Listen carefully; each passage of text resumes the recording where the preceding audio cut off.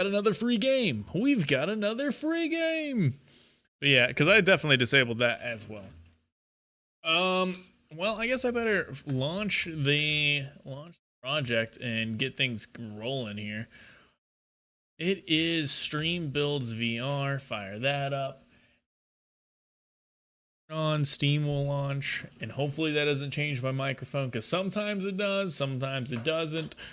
I swear that Microsoft needs to allow, like, they need to just add an option to opt out of it trying to be smart, because when it tries to be smart, it's really not. It is oftentimes like, hey, we got a new device, let's change all of your stuff over to that new device, and you're like, I didn't ask you to do that. But yeah, UE5 is pretty sweet graphically, and it's got a pretty good networking system built into it. Those are the two bonuses it has. Unity has gone through an entire engine upgrade since the last time I used it, and supposedly now it has a pretty good multiplayer thing in it. Unity did not have multiplayer easily whenever the last time I used it, and it has been like 5 years, 10 years maybe, a long time, very, very long time. But you know, it's good that they put it in there. Honestly, that was the main reason. Like, Unreal Engine's graphics and Unreal Engine's multiplayer support out of the box were the main reasons why I started off in Unreal Engine. And I started off messing with this stuff like probably 2013, 2014. So, long time ago. And I just dabble in it every now and again. This time we're coming back from like a 4-month hiatus. Maybe it's a 6-month hiatus. So, a decent bit. A lot has been forgotten, but not all. Enough that I want to just start over. But not all of it. So there's a little bit of hope that we can, you know, get some things done. Anyways, I believe that that's enough jibber jabbering, and let's go on over to the Game Dev TV thing. Alan's first. Assassin didn't click the button. I wasn't gonna remind him. I can't do that. Can't sway the votes. How you doing, Alan? Thanks for coming in tonight. Are you working? Nah, you're off work now. That's right. You Monday through Wednesdays are free now. I'll learn it eventually. Ta-da! Damn green shirt. At least I'm not a red shirt, right? Because the red shirt always dies. I believe that's how that goes. What else we got? Anything? Wait, there's a first here? Did you steal that from a friend of mine through me? I've had first for a very, very long time. I did steal it from someone. I just could not tell you who. I don't remember. It was probably a year ago. Like, a long time.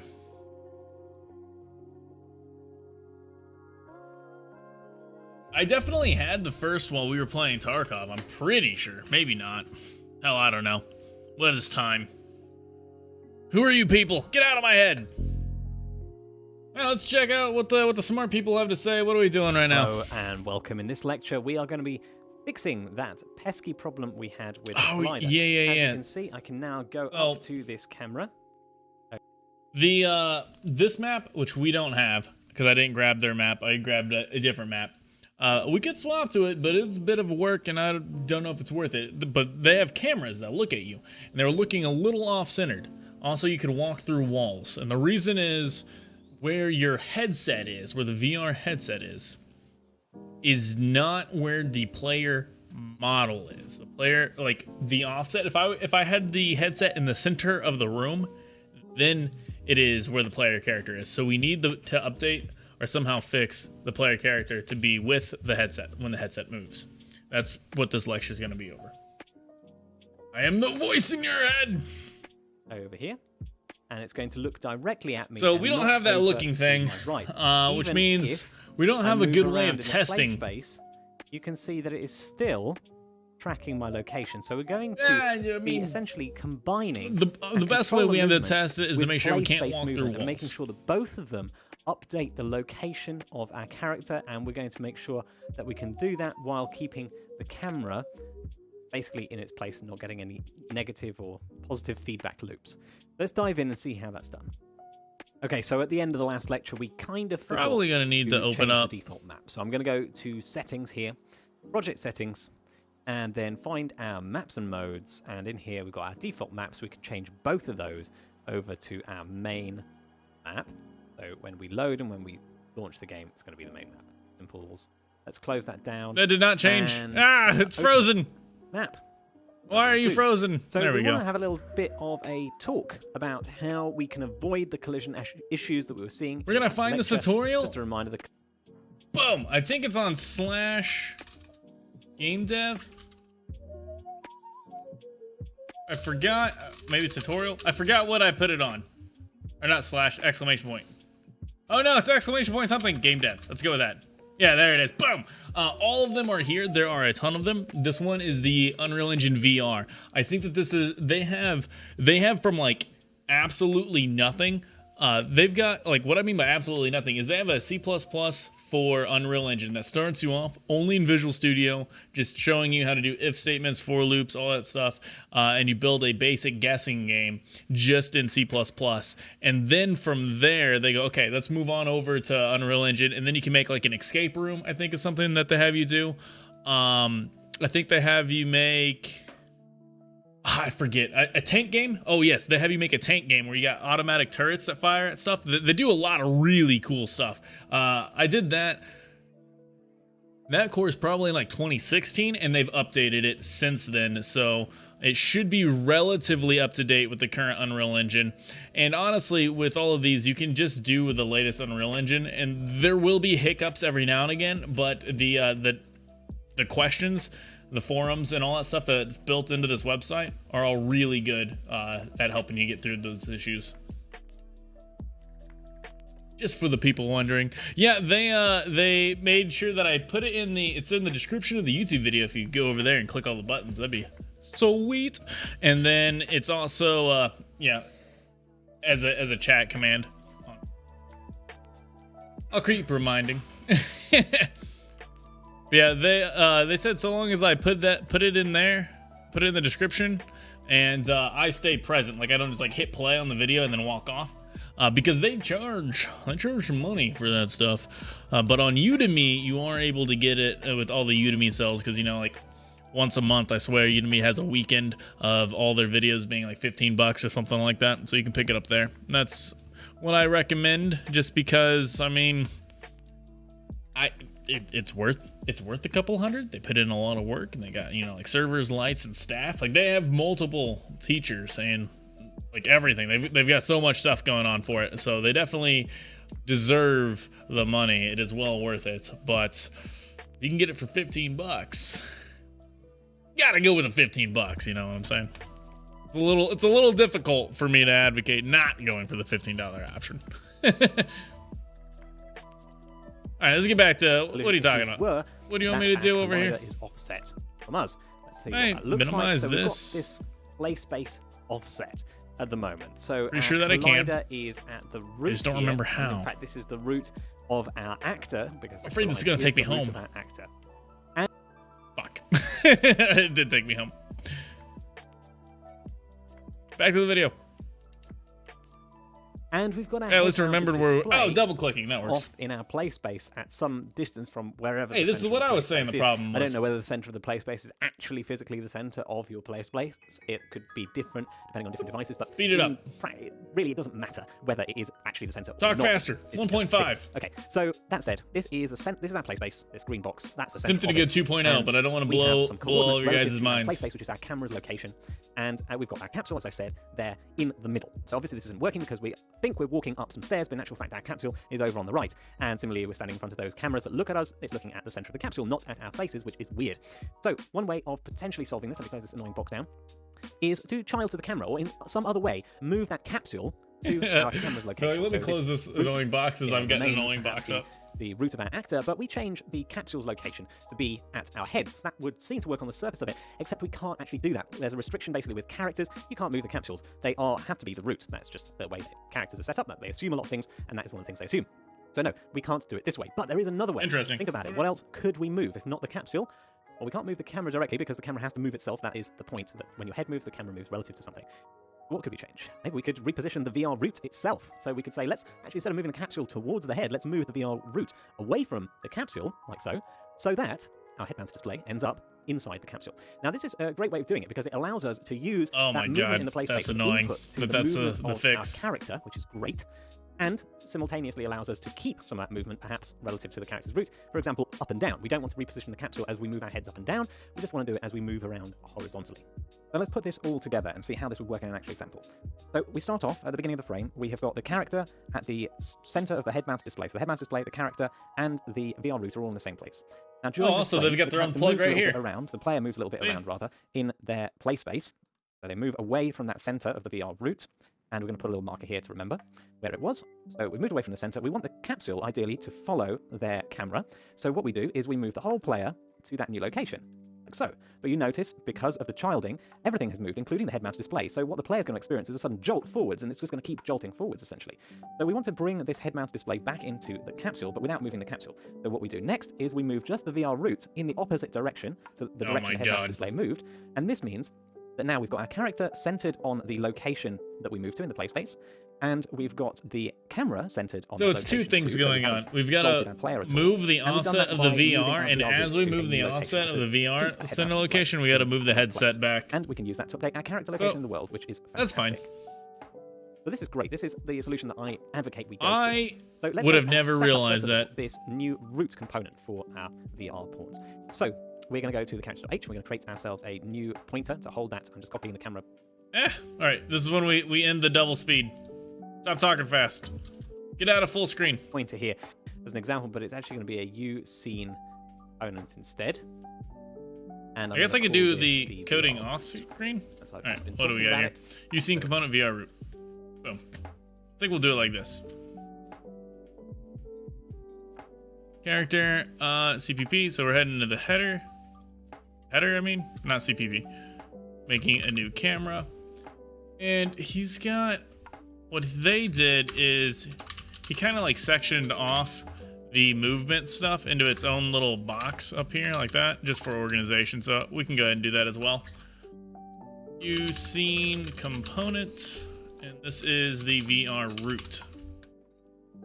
But we shall call it. The problem with doing it this way is Twitch chat. That's kind of a problem. Then we're going to go into the character C++ and create the default subobject. You can follow along with me as I do this. So the VR root is going to it's not control IO. What is it? KO? I'm going to copy there we go. The camera up here so I don't mistype. You've seen. Copy that as well. I am useless at typing and talking at the same time, so copying is generally much better. We're going to use the UScene component, and we are going to call it the VR root stream deck update. Name of our variable. Next up, this VR root, we are going to set up its attachment. So set up attachment, and what are we going to attach it to? Well, we are going to attach this one to the root, sure enough, but we are going to have to change the camera to not be set up to the root anymore. So actually I'm going to reorder these two in the constructor, because first we want a VR root, because then we want our camera to attach. Oh my god. All right, that was fast. Okay. So, I mean, I guess they said everything that they're doing here. Creating a default VR root, attaching it to the root component. Then we're probably going to attach the camera to the VR root, is my guess. Slow the fuck down! I'm just being a speedy boy here. I'm being a speedy boy. To the VR root. Yep. So, that's exactly what's up. Yeah, you just gotta listen to him and then watch as I flail around. Yes. So we created a root component. Oh, you might not be familiar with components. I don't know. You've messed around with Unity a bit, Assassin. And I have not in, like I said, years. So I really don't know what they do or don't have. But the components, if I can recall where the hell anything is.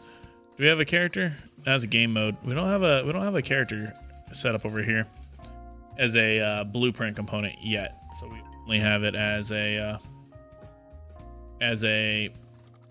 C++ component. It's a lot easier to see the blueprint ones in the editor themselves. believe if I hit play and alt tab over, we can go to the player character located somewhere over here. Player controller, not the same thing. Player character, where are you? Why am I blind?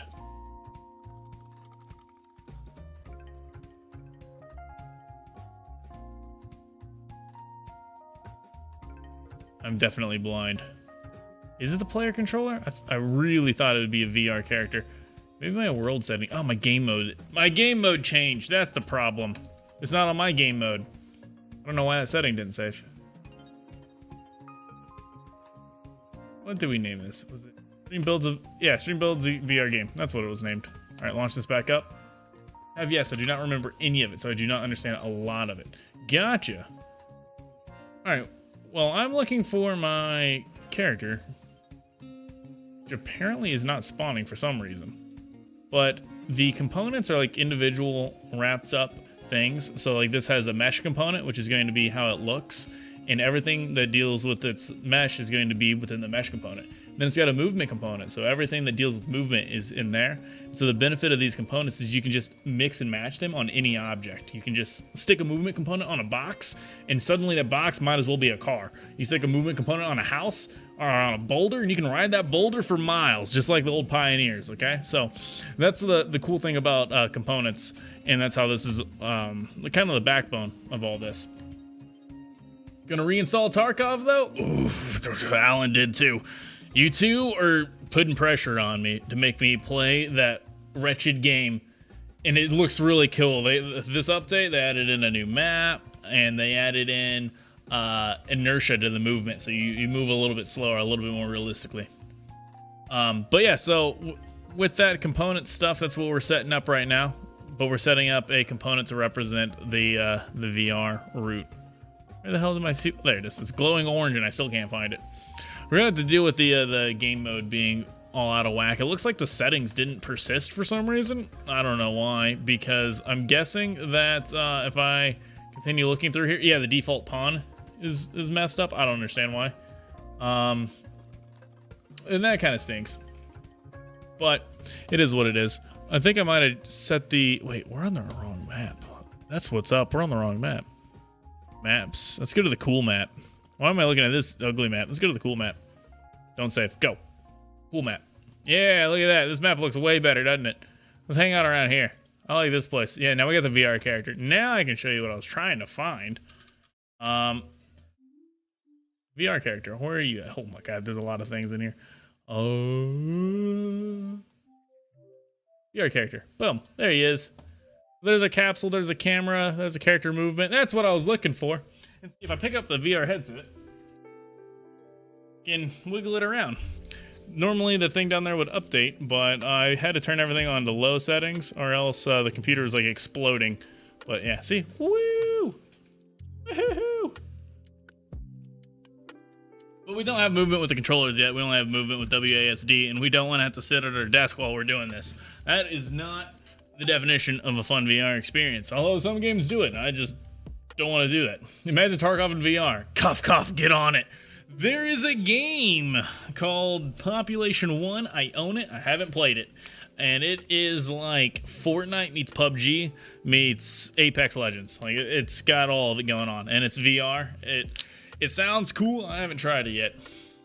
But yeah, I was thinking like maybe there's a... So, one of the problems with making VR games, I am tempted to get that, to be fair. Hey, you pick it up and I'll play with you over Christmas. I haven't played it. I'll have downtime. I won't be working. Yeah, I was thinking like, so only 1% of the Steam users have a VR set, which not very many people, right? So I was thinking like, what if you did like you said Tarkov, right? So we'll just a shooter, Tarkov, something in VR, but you allowed pancake players, flat screeners to play with you, and anyone in VR gets like a plus 300% to their HP, and then like a plus 20%, 50% to their damage, something like that. Because I mean, if you've got to aim, hold your hands up, you're gonna have such a disadvantage against people using mouse, keyboard, controller, whatever. Like you're gonna be at a serious disadvantage. So you can just like artificially inflate the stats. And maybe that'll encourage some people to pick up VR.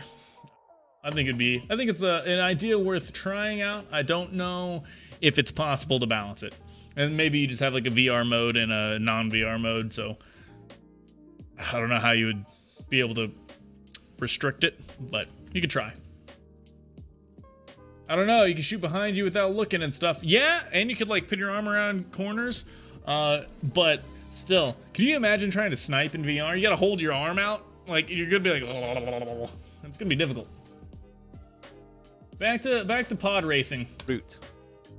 What are we doing here? Build that and see if it wants us to build it. The desired setup in our scene. Build. As always, you may need to pause because I pause the video while compiling, so you don't have to just watch me babble on. Let's hit play and go back to the editor. Have a look in the world. While mine's building, we can watch what he's doing. The VR character selected. Have a look at the components that we've got, and now look, we've got this capsule component. That's the root component, and it has to be the root component. Then we've created this false VR root, which is currently at location 00, so it's basically not having any effect. And then we've got our camera here, which my thing done yet? Nope, still building. The location that it's at. Fair enough. Okay, that's this is my reason to get a bigger. What we can do it's all I do in VR. Not gonna lie, I'm steady as a Parkinson's. Move it away in the opposite direction that the camera has moved to center it to our assassin. You're terrible. So we're going to be doing two things. First one is moving our character. How am I supposed to make a VR Tarkov if you guys get me playing Tarkov again? You know what I'm thinking? Across their room.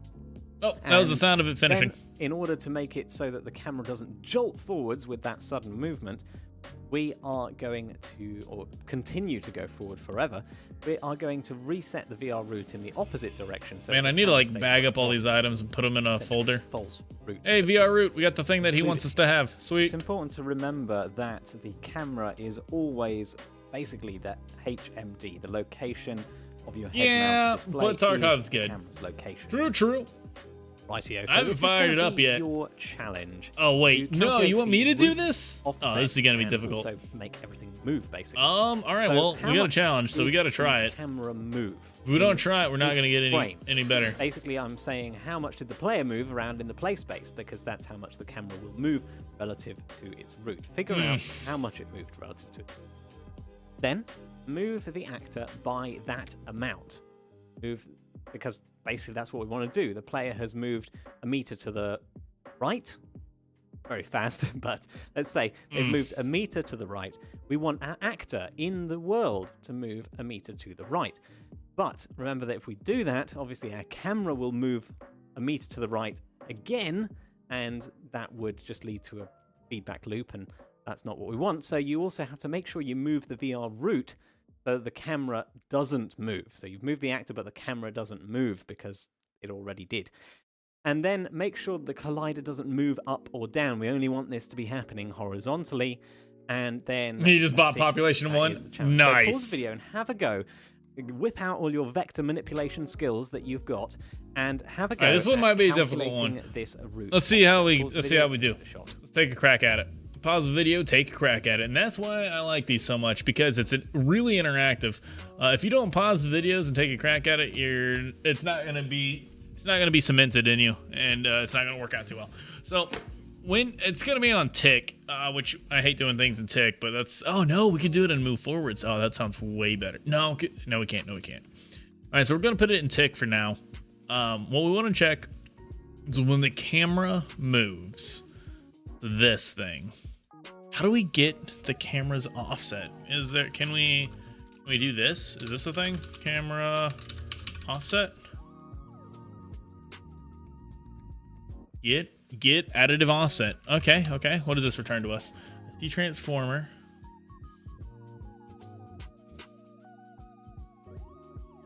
I hate C++. All right, so it takes in an offset.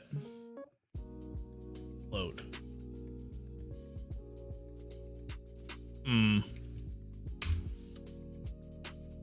What is this object? This object is the U camera component. I bet you there's gonna be some stuff on the good old C++, Unreal.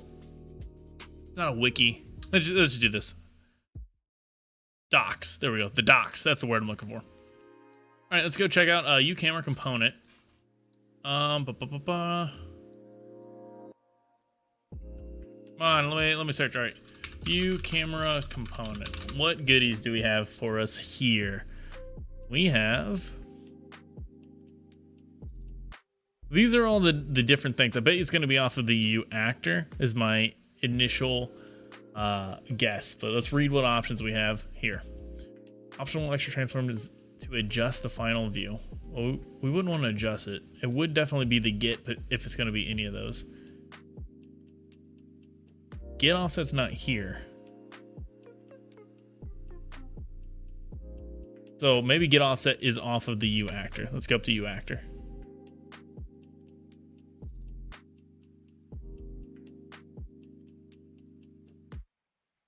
Nope, not here. Can we go back?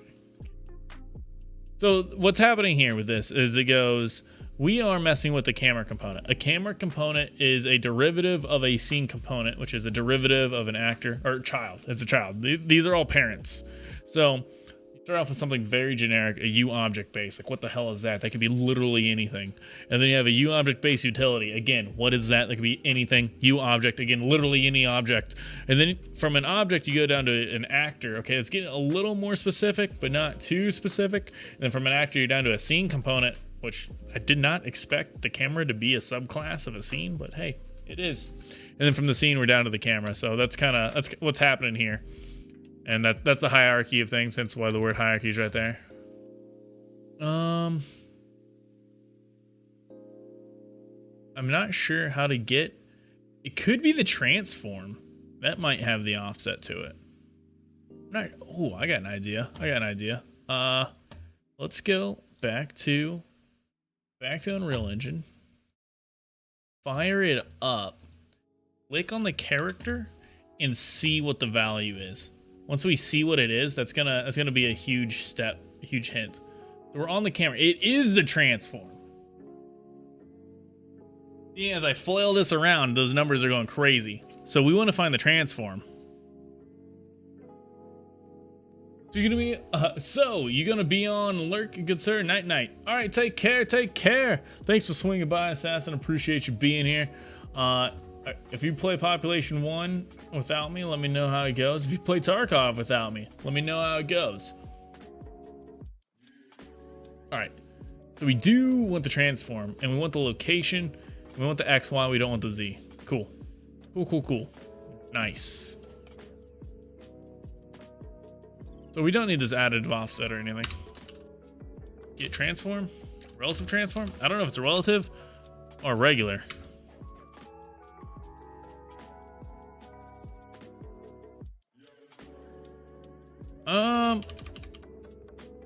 Get the current component to world. Oh, it's gonna be relative. Okay, so we want the relative transform, I believe.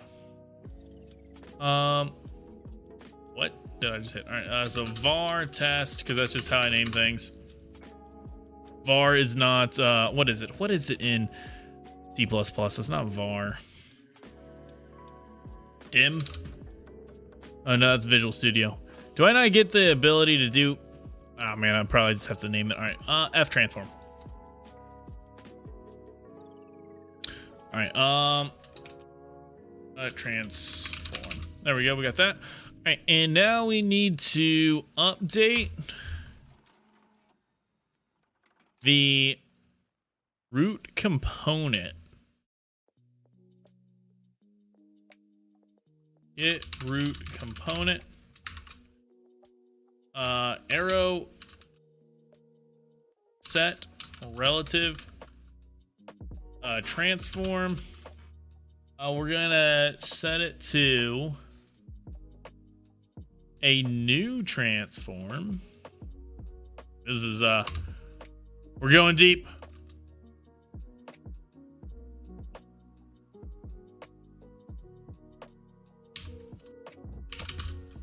Get root. I want to get the root only once. That's what I want to do. But I don't know what the hell it is. Use scene component. Okay, all right. Scene component. Root component. Close. Get root component. If I could spell, type, use the keyboard, be cool. All right, so cool. So we did that. That work? Oh, it's gotta be a pointer. Duh. Bloop. There we go. Nice. All right, so we got the root component. We want to set the root component's relative transform to be a new transform. If we set it to this, it'll have the wrong z-axis, but we can just do this. Camera transform set location rotation translation. I want to set the z-axis. It's gonna be the location. Oh god, going deep. Every time I make a change, I get more and more confused.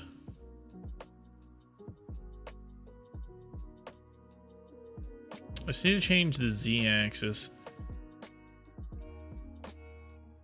Transform composed of a scale, a rotation, and a translation.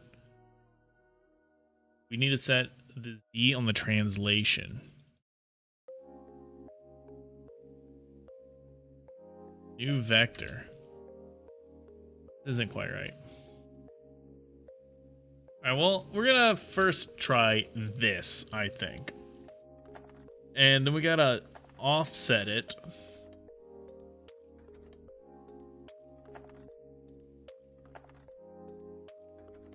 What if just set the camera transform relative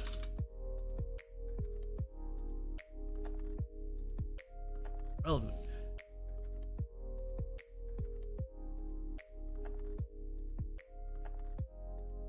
Let's see what happens. So ideally this gets into that infinite loop and we go flying across the map. This does what I think it does.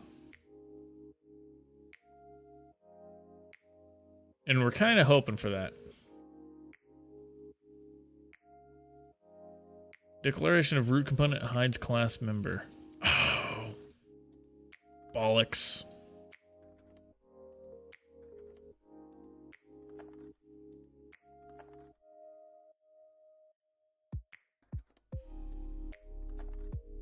Root component on the header? Not. Maybe that's just something that we have by default and I don't have to do this get root component. We just have it. All right, let's see what this does. Ideally, if this does what I think it does, it'll go into a loop and our character just goes like flying all over the place. Which I'm guessing happened since we're outside of the map. Yeah, the character is moving without us, with all that we're doing is, oh, no, okay. We're pivoting around a central point. So we are moving, and it's not doing what we want it to do.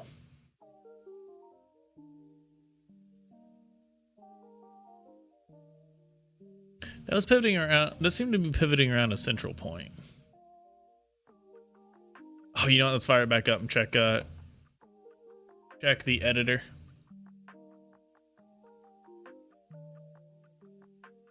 The camera values are here. The VR root is still there. The capsule component. Hey, at least the capsule component and the VR root are in the same spot. But now that they're in the same spot, we don't want the VR root to be offset relatively anymore. We want it to be zeroed out. Hydrate. What's up, Dustin? Where'd my cup of water go? What the hell? There's no water here. Ah!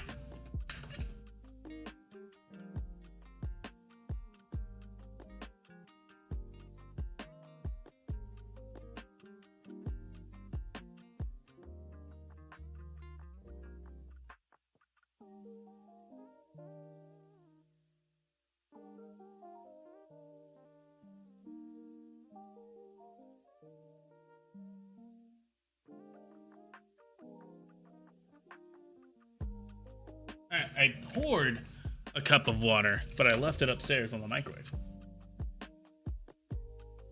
And in my frantic searching, I found a Milky Way. Lily is slow and showering So just chilling for a minute, slowly. Hey, well, I appreciate you taking a couple minutes out of your day to swing on by. Say hey, let me know what's good.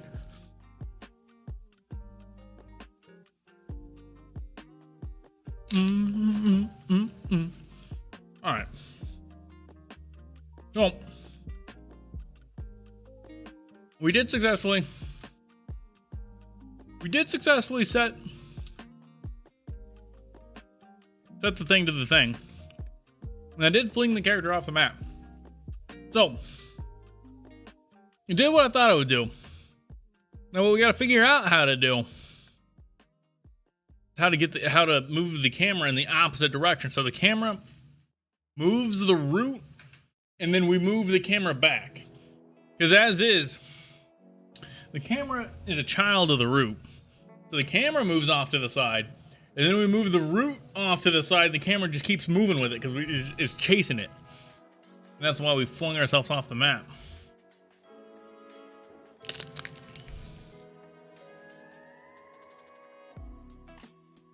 Maybe we can just... Maybe it can be as simple as this.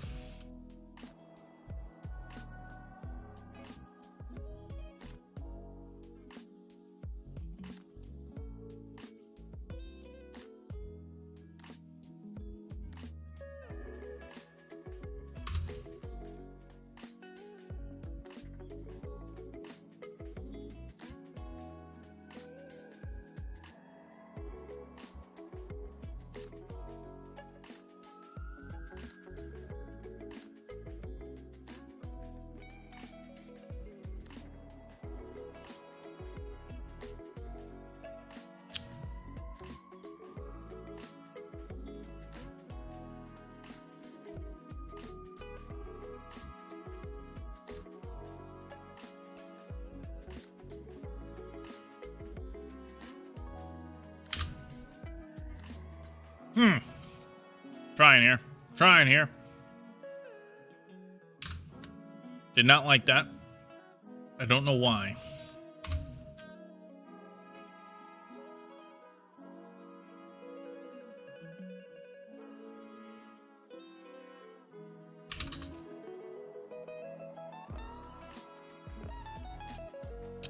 Why don't you like this? Variable constructor. No viable constructor. What in the hell? Why not? Into X and Y and Z. Is there another variable that needs to go in here? What? What are you mad about? Seems to be mad about the new thing going on. Alright, 0.0 colon 0.0 colon. Yeah, somehow get rid of that. Whoa! Oh, you just get to new it up like that. You don't have to. Okay, you don't have to use the new keyword. Alright, fascinating. Let's try this out. And then after this attempt, we will check what the actual solution is, because I don't think I have the wits. I don't know what we should be doing here. I'm just kind of doing things and seeing what sticks.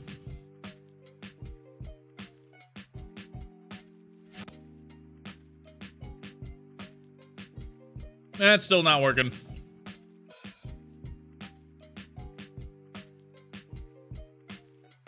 That's definitely not working. I guess is that the problem actually in our assignment. I think we went straight off the end, right into the wrong area. Just jumped in. What you working on? We are following a wonderful game dev TV course, which you can find here. And they put us on a challenge, get the VR headset to stay on the character. And my current solution for that is wrong. So the premise of the problem is a lot easier with their little illustration. So we're at 956. Their little illustration is right here. So here's the main problem. This red circle is the character's hitbox. And so if the VR headset is in the center of the room, everything's fine. But when you walk off to the side, here's the problem. It looks like you're walking through walls because your hitbox is over here. And this is no good. So what I've currently done, like what we need to do, because Unreal Engine has the rule that the hitbox has to be the main thing, because of that rule, we can't just set the character. If we could just set the headset as the main thing and then put the hitbox under the headset, then everything would just work by default, but we can't do that. We're not allowed to. So we have to move the body to the headset, but because this is a child of this, if this moves over to here, then this headset is now suddenly over here, floating out in the middle of nowhere. And so they'll just keep moving. They'll just keep chasing each other, which is what I currently have going on. It's why the character's flinging off the map. So like as we move the center to the headset, we need to move the headset towards the center. And I thought I could just set this thing's relative location to 0 and that would work. That did not work. And I don't know what the answer is. So we're just gonna check to see what the rest of it. We tried. We took a stab at it, and I'm just a goofy goober who doesn't know the answer. So we're gonna see what's up. I'm about to freak out on a small child. Oh no, don't do that. But thanks for swinging by, Raccoon Games. What's good with you, man? What's good? It's been a minute. Appreciate you being here, though. Hope I haven't even really talked about it. It's almost Christmas. It's crazy. I guess I just haven't registered it, so hope if any of you guys have holiday plans, it all goes well. My holiday plans is to keep eating this Milky Way. All right. Hook me up with the answers. I took a stab at it, okay? So I tried. Let's start off by figuring out how much that camera actually moved. So I'm going to do this in tick, as you might assume. I identified the correct location to do it. Nice. So what am I going to call this? I was editing some videos and realized that you were on, so I wanted to drop by. It's going to be an Hell yeah! And I'm going to call it the new camera offset. So, and what that's going to be, that is going to be the old camera's location, which will have been the location of the actor. And it's going to be, so it's going to be the new location minus the camera offset location. equals. That's the offset. So, what's that going to be? Milky Way's so attacking me the back. camera's current location we can get with get component, I get component location. Like so. Want to be? That's in world space coordinates. So we can also. Oh, get the it's getting the world location. Location. Interesting. It's also in world space coordinates, and that's going to give us the offset that's happened between last. See, like I said, I didn't know. Between the last time we updated our actor location, which would have been last frame, and this. Get the components location. The camera's new location. The whole world, and then get the actor location in the whole world. First and that's then the diffy. We want to update the actor location, as we've said. Interesting. So we can do set actor. We do a set actor location. I did not think that would be the case. We could do set actor offset, I think it's called. You could look in the documentation for this. Just look. And we did go look into the documentation. I think I've just gone and looked it up, and it is set world offset. And we are going to go with the actor offset. world offset. The amount that we want to move it by. Doubt. I don't think it's real. Problem. I think it's undefined. I don't think it's real. I know. I have. What videos are you editing? You making a stream highlights, or what's going on over there? That's what we need to do. Okay. And then what next? We need to reset our VR there we go. Back a little bit. So it's going to be VR root set. Let's see. Well, if you do a little bit of research, you'll find that we've actually got, similarly, an add world offset. Oh my! And you're just going to do like the negative, I assume? Can we do a negative? Like the negative of what we've just done. It is. We kind of, on our VR root, we reverse any of the effects of this new camera offset so that our camera... Well, this is a lot more succinct than my answer. Is being updated. All right, but my answer wasn't too far off. It was just wrong. So I was trying to get the offset by get the relative transform. I thought that was the offset because it's in the relative world space. So I believed that this was that. It just wasn't. And then And then I was setting our transform, the root components transform, what we are, as that. But I didn't realize you could just call the method without having to specifically get the root, which makes sense. I do set relative transform. Yeah, this makes sense because like we are ourselves, so we can just do this without having to get it. But hey, that was my attempted solution. And then I tried to just zero out the camera's relative translation. That did not work. Did not work at all. But it was a valiant effort. Seeing all this coding is giving me the damn flashbacks. Oh god. I didn't want to do that. Hey. Oh, wait. Working on 3 videos. A compilation of No Man's Sky game. Hold up. All right, hold up. Looking at the different weird spot. Hey, Alan's back. Where I got the Normandy from Mass Effect. My normal Let's Plays, and then another video where I can break down a specific game and talk about what makes it so awesome. Damn, dude, you got a lot on your plate. Juggling a lot of balls right there. I tried to like do YouTube editing for like 1 video at a time, and I was like, yeah, no, this is too much. I give up. And then I tried paying somebody for it. They did a good job, but it costs so much, and they don't make any money. So I was like, you know what? Never mind. We're just not doing anything. They charged a reasonable amount, and they did a fantastic job. This is what it is. I'm just not going to make YouTube videos that aren't my live streams automatically uploaded because I'm now streaming on YouTube.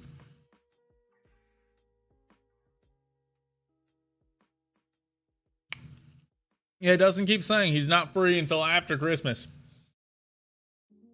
He's waiting on a small angry child to finish showering. Dated by how we move around the play space, and we don't want to meddle with that. Okay, now the last part of this challenge is to make sure that we aren't moving up or down. At the moment we are. Because I have some experience with editing working for PBS, and my Patreon pays for my Adobe subs, so that makes a huge difference. Just as much as nice. So the easiest way, I think, of doing this is just to zero out the up direction. So that is going to be dot, I believe. And I remember which is up and which is not in Unreal. I always forget because different packages have it differently. I believe Z seems to be up.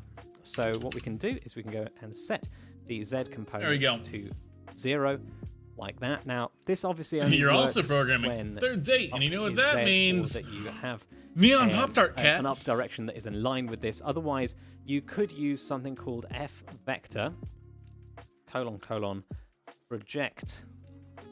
Vector plane project. So you could then take this vector and project it onto a plane. The arguments to this are the vector you want to project and the plane normal. That means the vector that is going on and on about some crazy nonsense right now. In this case, it would be the up vector because we want to project it horizontally, and up is basically at 90 degrees to horizontal. I keep sitting cross-legged, and my knees don't work cross-legged anymore. Think about this one if you I gotta like retrain myself to sit upright without crossing my legs. Vector my knees are just keep popping. 45 degrees up and not. So Alan, what are you programming on? Wasted. But in the non-general old case dead that man. we're actually working with, setting Z to 0 should probably be sufficient. So let's go ahead and build that. That was a very quick build because I only changed the C++. Shit, yeah, I didn't build the change. Silly me. Now, as I move around, while he's working okay. I could have built this while he was talking. Bash into a wall. Yep. Well, alternate solutions. Check the camera looks directly at me. Yep. Checking out Opus Magnum, a programming adjacent game. Looking directly at I'm pretty sure I've heard of this game multiple times. And you can check this out for yourself. Oh. All right, hold up. We gotta think. I could check my wish list, but that's cheating. I don't want to do it. All right, I just gotta check my wish list. There's a idle game that pops up on Steam recommended to me, and it was an idle game and a roguelite put together. Yeah, I would have never remembered the same. Increlation.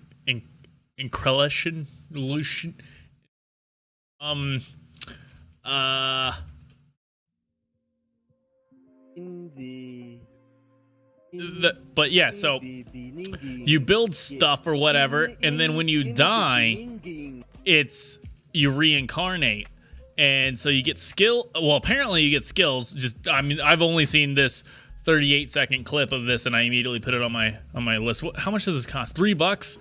Free demo. It's a free demo on a game that costs $3. Just for having a demo, I'll own it. All right. Whoa. Ah, it's showing all my credit card info. Yeah. I just figured that would go straight through. Well, don't pause the YouTube video at the exact same frame, okay? Fuck. I already played it. It wasn't that good.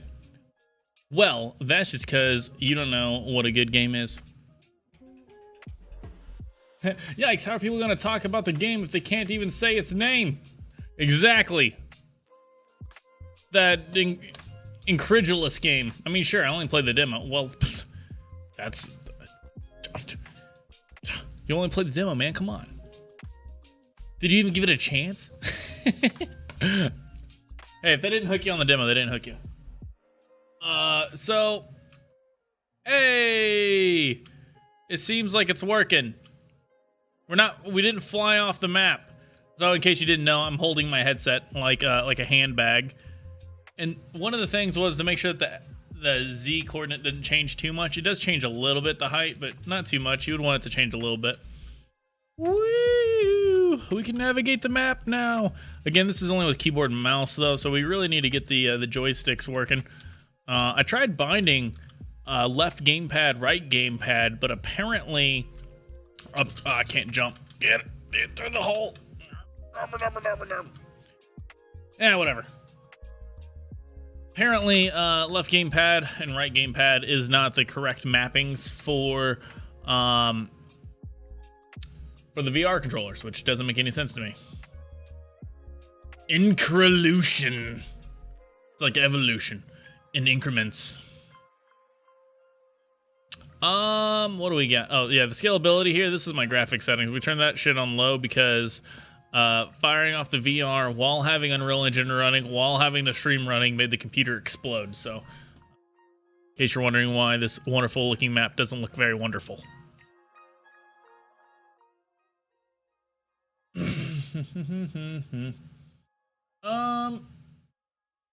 Back to the video. Wait, are we done with this one? This one's almost done. To work in a similar hey, way. In an hour, we got through one video. Progress. Yeah. Oh no, I didn't step up. I thought I stepped up. Yo, what's up, Overpowered Yeti? How you doing? I dig the profile picture. I can't go over the edge of the railings because the right place. It's on theme. I dig it. Over to the world outliner and have a little look. Yeah, thanks for coming by. Hope you're having a wonderful night. We double click on our VR character, find the VR character's location, which is there, and we double click on our camera. You can see that trying to learn UE4 and VR settings also. Sweet.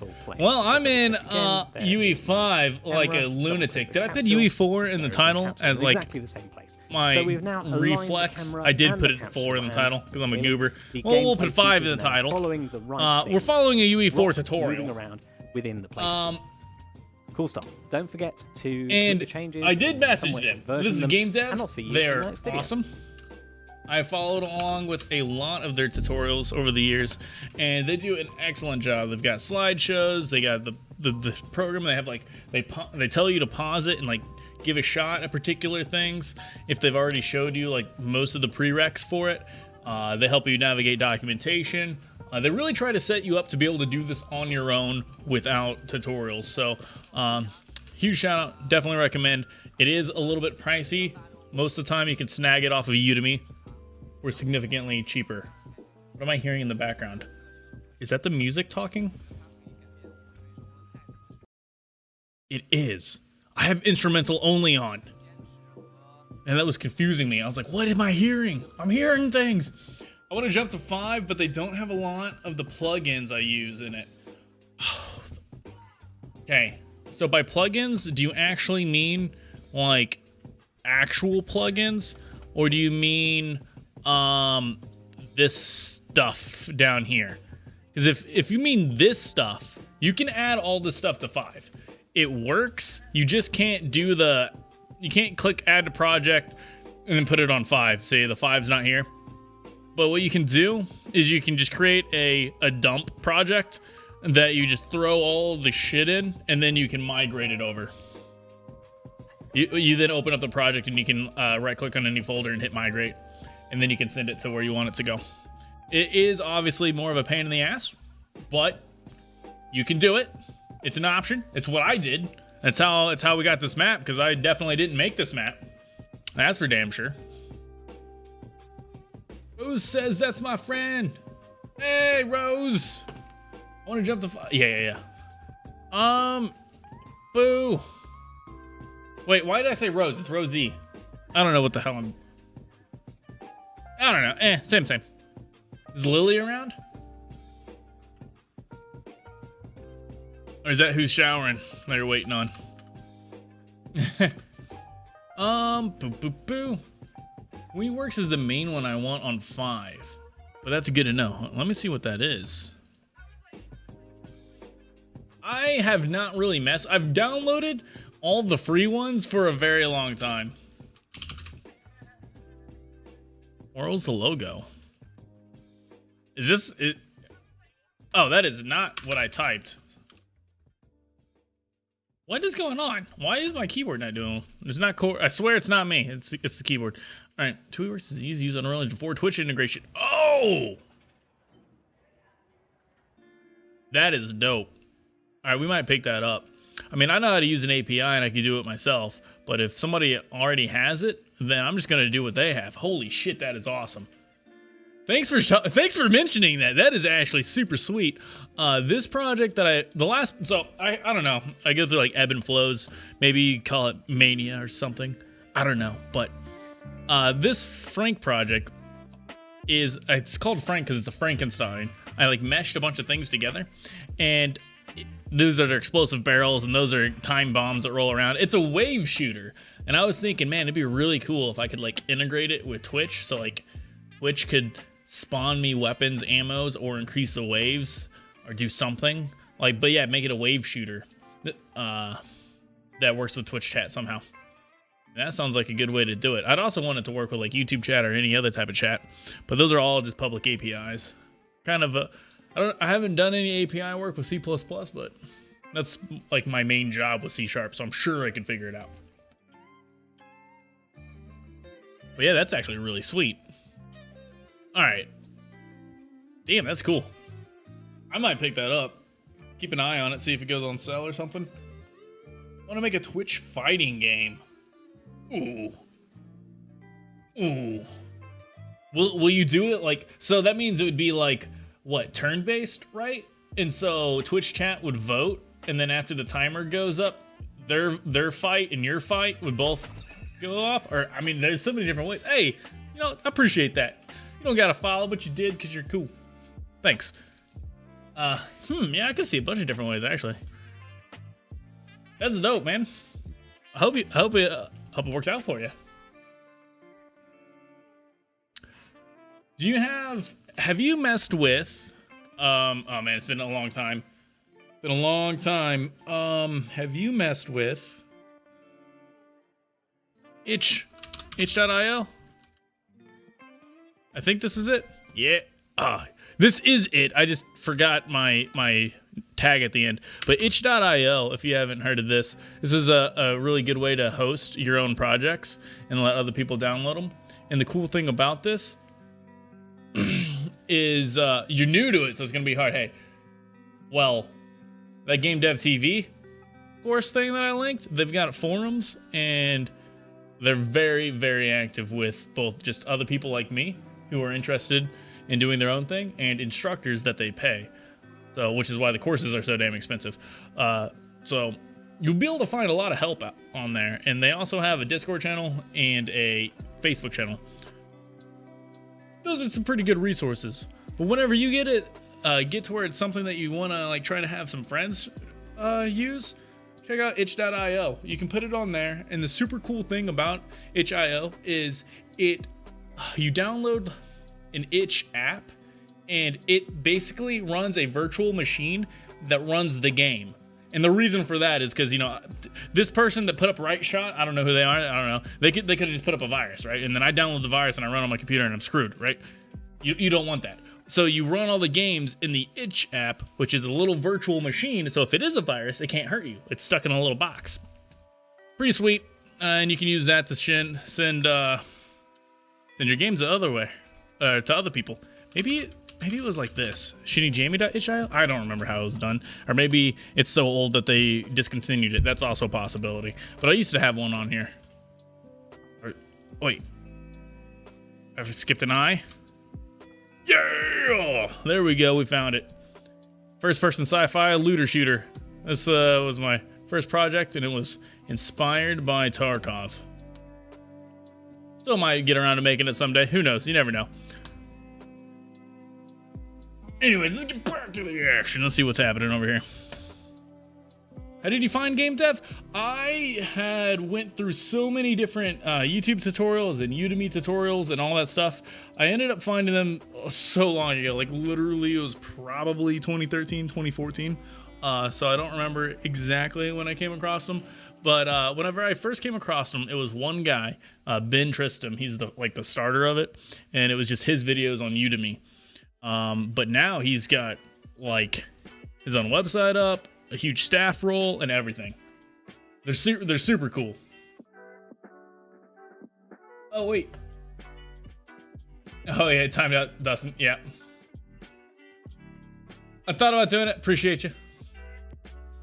I'm really weird about my name. All right. What is VR sickness? Well, VR sickness is whenever your ears don't line up with what your body sees. Hey, this is Sam. To this lecture. I like Sam. We're going to be talking a little bit. I also like clicking the talk faster button. Back about why we feel VR sickness. In the last lecture, we fixed up our control and movement, but if you've moved around the scene even just a little bit in that architectural visualization, you will know that it is not a comfortable way to move around in VR. And we're going to be talking about why that is in this lecture, what sensory systems are involved with making us feel sick, caterpillars, how we control those systems using those techniques, and what the drawbacks of those techniques are. So without further ado, let's dive in. And first of all, let's tackle the issue of why in VR you... Actually, let me check this. Let's do an experiment live. Udemy.com. Learn something new for $12 or $13, excuse me. So right now, Udemy, I swear, once a month, once every other month, they put everything on sale for like $13, and you can buy the Udemy courses. You can buy the Gamedev TV courses here on Udemy for the $13, and they've got a bunch of Unreal ones. They've got just basic C++. They got like some heavier one, like harder ones. They recently put out one in C# that's for design patterns. I don't own that yet. I'm probably gonna buy it tonight. Actually, since the sale is going on for $13, probably gonna buy that tonight. And then you can transfer these all over to Gamedev TV. I don't remember how I did it, but there was like a link to automatically import your account, and then you have them all over here. And over here has got the community forums and other things like that. But over here in Udemy, if we go to one real quick, let's pick a random one. So we search for it, C#, RPG, Unity multiplayer. That's a pretty cool one. RPG ones. Complete Blender. Yeah, so they got Blender. Here we go. Unreal Engine C++. Teaches you all you need to know. Literally all you need to know about it. On sale for $17 for one day. Let's see if we can see it without me signing in.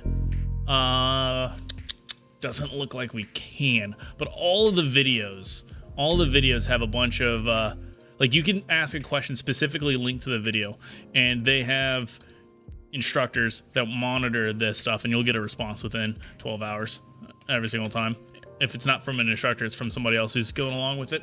It's really good, really cool.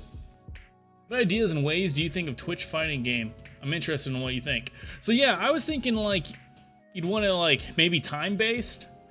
That's exactly where my brain went immediately. That doesn't mean this is like the only way or the best way. Just as soon as you said Twitch fighting, I was like, oh, it's gonna be on like a timer to give them enough time to vote. Maybe it's like a rock paper scissors, which would be, I mean, if you're new to programming, getting rock paper scissors working with Twitch is a huge accomplishment. And my major fault that I have with programming is I always try to do too big. Like first game, let's make Splinter Cell. Like literally, that was my attempt at a first game, was to remake Splinter Cell. That's too big for a first game. Second game, I was trying to work on Tarkov as a space, like Tarkov plus Halo. Too big for a first game, right? So like right now, I'm trying to work on like I Spy. I'm trying to dial it down. So if you could get, I really think just something small. If it's your first one, rock paper scissors, but it's fighting, high, low, medium, and block. Splash counter. Maybe there's 5 options. I don't know. Have like a minute for, because you got a delay between the streamer and the viewers, right? So maybe like a minute turns or something, so that everybody has enough time to vote on a move. Maybe you have it set up as like a Twitch channel point. They redeem it, and then it's a one-on-one. So it's just one person making the call.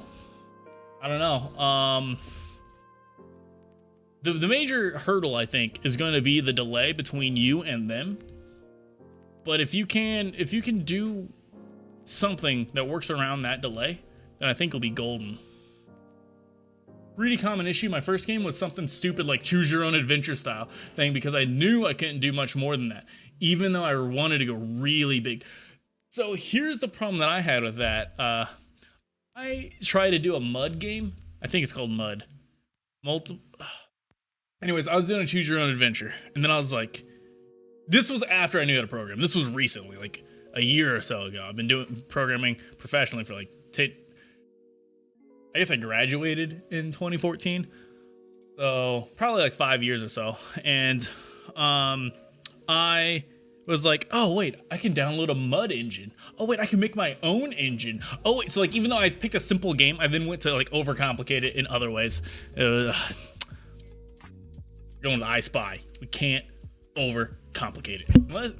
Unless you've got other ideas for VR games that are super easy to do, or like super simple. Because I don't have any ideas. That was just the idea I came up with, and that's what I'm currently working towards. But obviously, if we don't even have movement set up yet, we aren't locked in.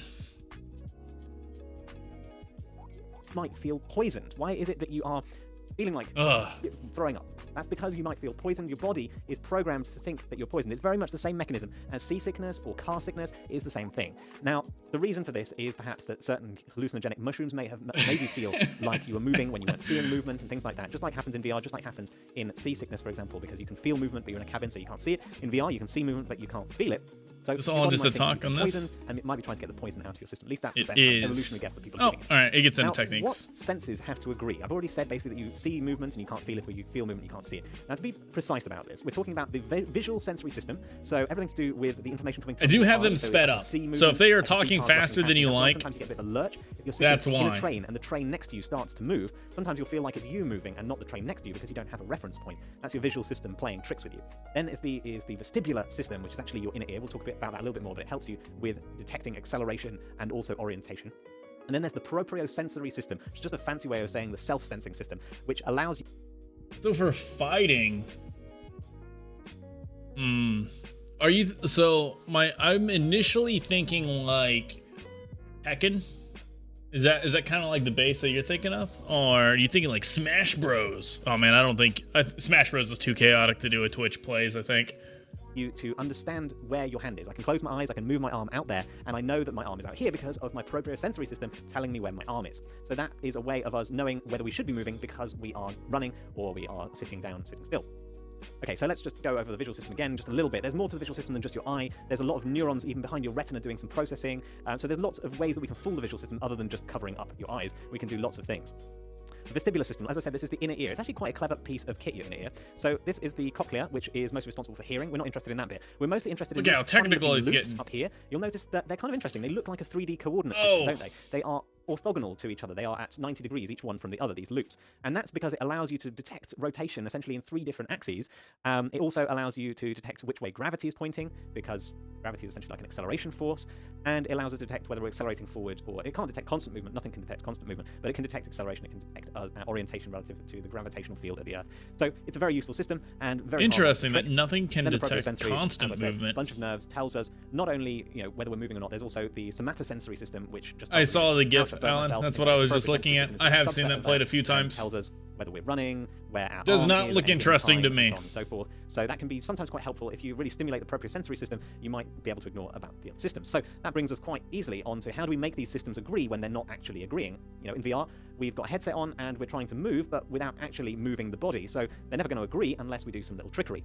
So step number one is we ignore it and let the nausea happen. Sometimes in certain situations it won't be very strong. So I used to feel nausea walking around in VR, but I don't anymore. Because it is something that you can get over. You won't be able to do anything about It just takes a long time. Help get their systems agreeing with one Fun another. fact: ginger is what old sailors used to use to combat seasickness, and it works with VR as well.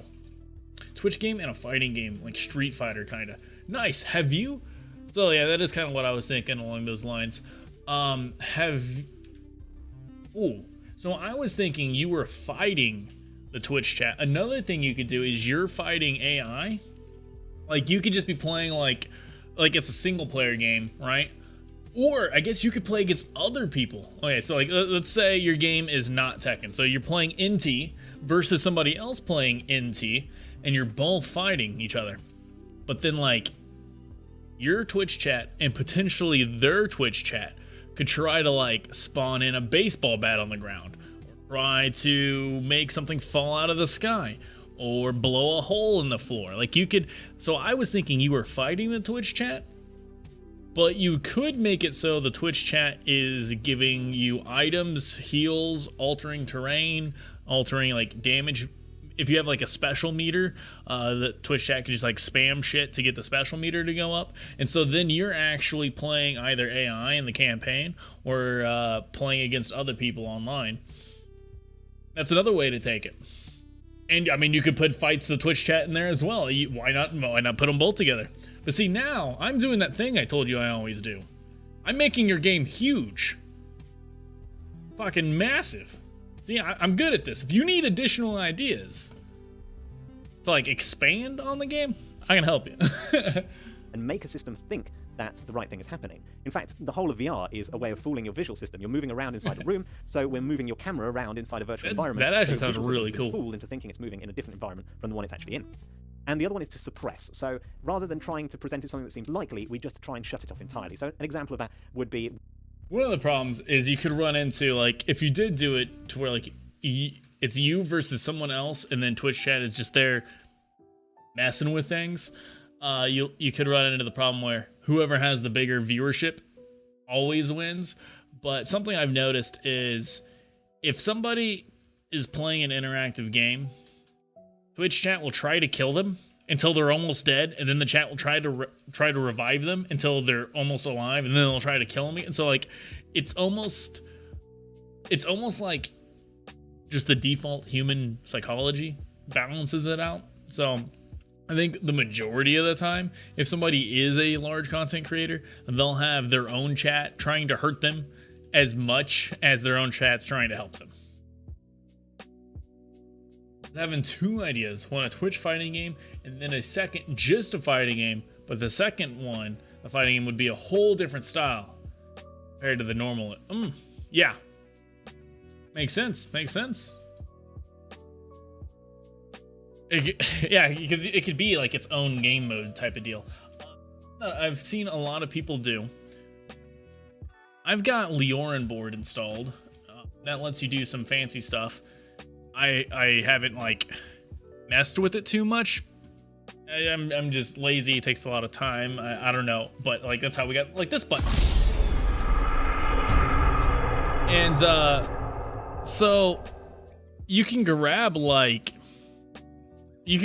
user info.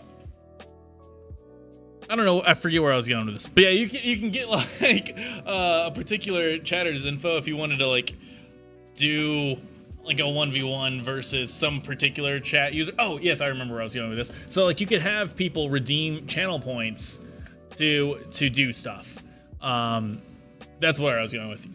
You like that can hook into channel point redemptions and things like that. So, you can use that within the game, like a channel point redemption to, I don't know, spawn a weapon, heal, health pack, make an enemy, throw a high punch, throw a low punch. I don't know, whatever.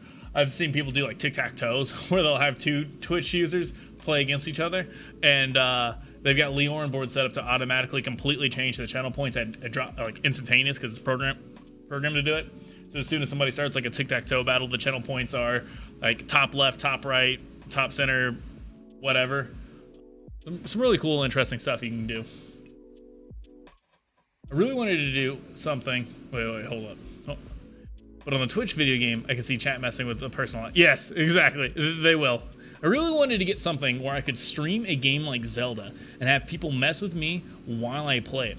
I found something that is relatively decent, but I really don't want it to cost people money, because I feel like it would not be so popular when I'm a small-time streamer. I've got Dixper, and whenever I turn Dixper on, people fuck with me.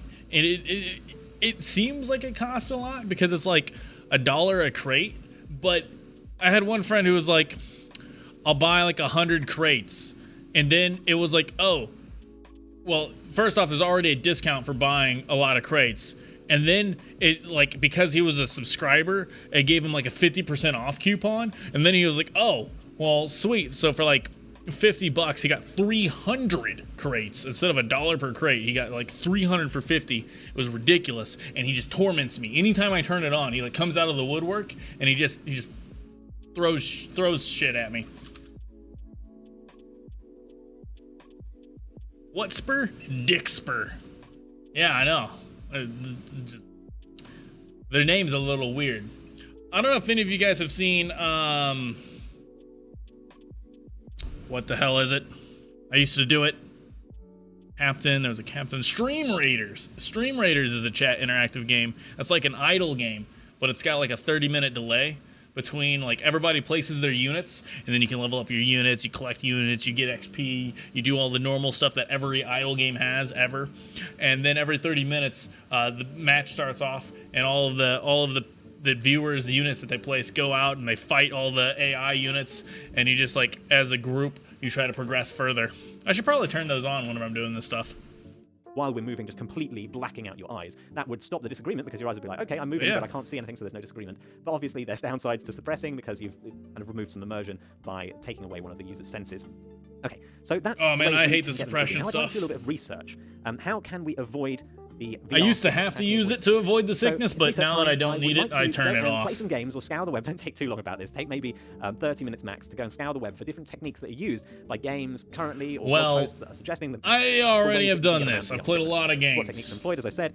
How do they fool or suppress each system? For each technique, think about the 3 systems I've mentioned, the somatosensory, the visual, and the vestibular systems, and think about how are they getting fooled, suppressed, or... One of the coolest VR games, it's Mario Party, or no, Mario Racing, Mario Kart, there it is, Mario Kart, but you're on like ice skates, so you're doing this with your hands, and because you're doing this, it fools your body into thinking that you're running, just like he was talking about. Step 3 was like if your body's doing the stuff. So like you act like you're running and you run super fast, then like you grab the blue shells or whatever and you throw them. It's super fun, super fun. Can I link something? No, you cannot. It will yell at you, but let me do this. Now you can. Yeah, 60 seconds. Yeah, you'll get instant timeout if you drop a link. But yeah, that should let you do it. TikTok. Think you can take on a boss? All right, let's see what we got here. All right, check this out. We built a real boss battle for our Twitch stream. Every round starts with an attack. Incoming boss attack. And these are all bad things that can happen to chat. The boss's health is increasing. I like the aesthetic. Once the attack is the done, anime chat style. will have I like 30 this. seconds to cast as many spells as possible, which automatically lower its health. Once the timer is finished, the boss's shields go up, and chat can attack into the next round. Hold up. Spell casting disabled. Nice. Chat can earn more rounds during stream, and if they defeat the boss,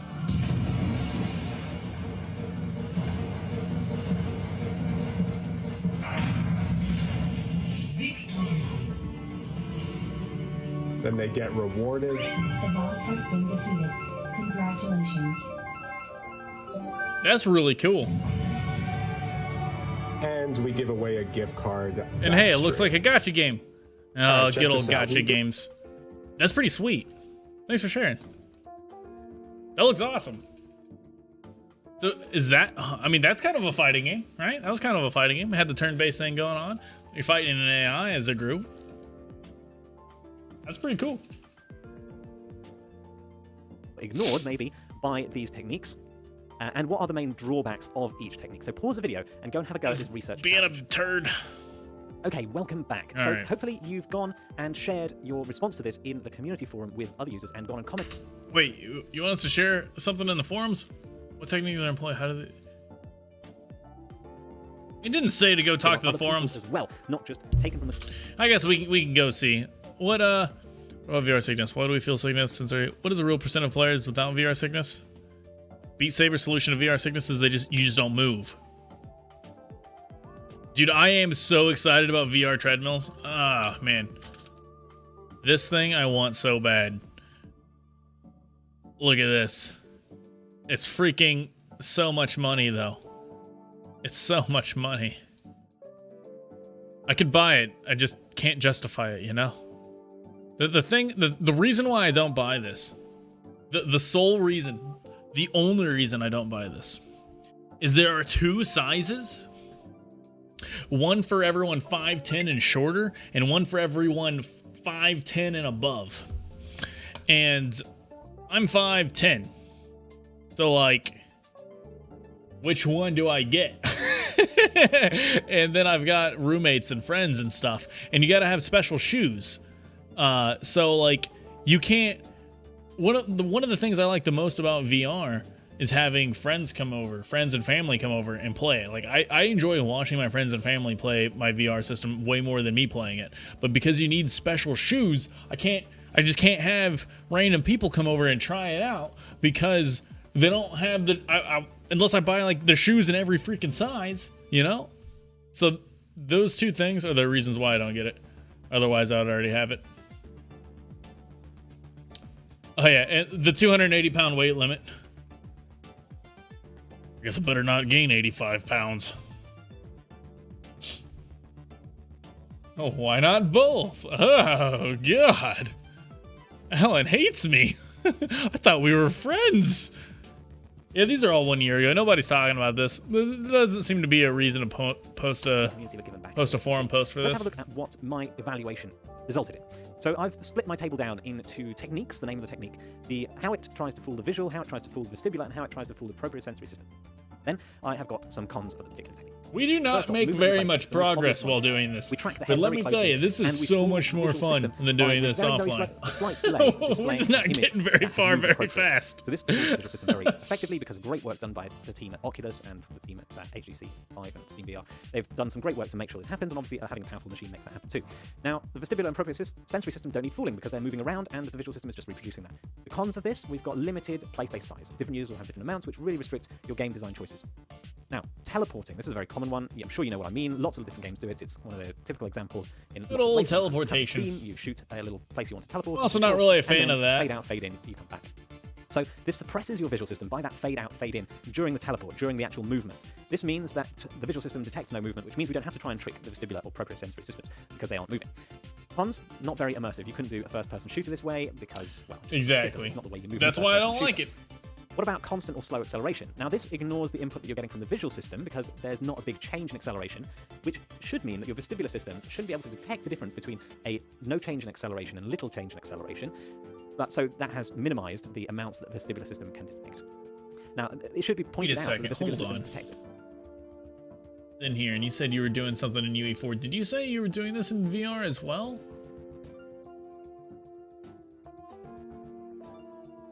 Am I imagining things? Where's that Yeti face? You are trying to do it in VR. Are you trying to do the fighting game in VR?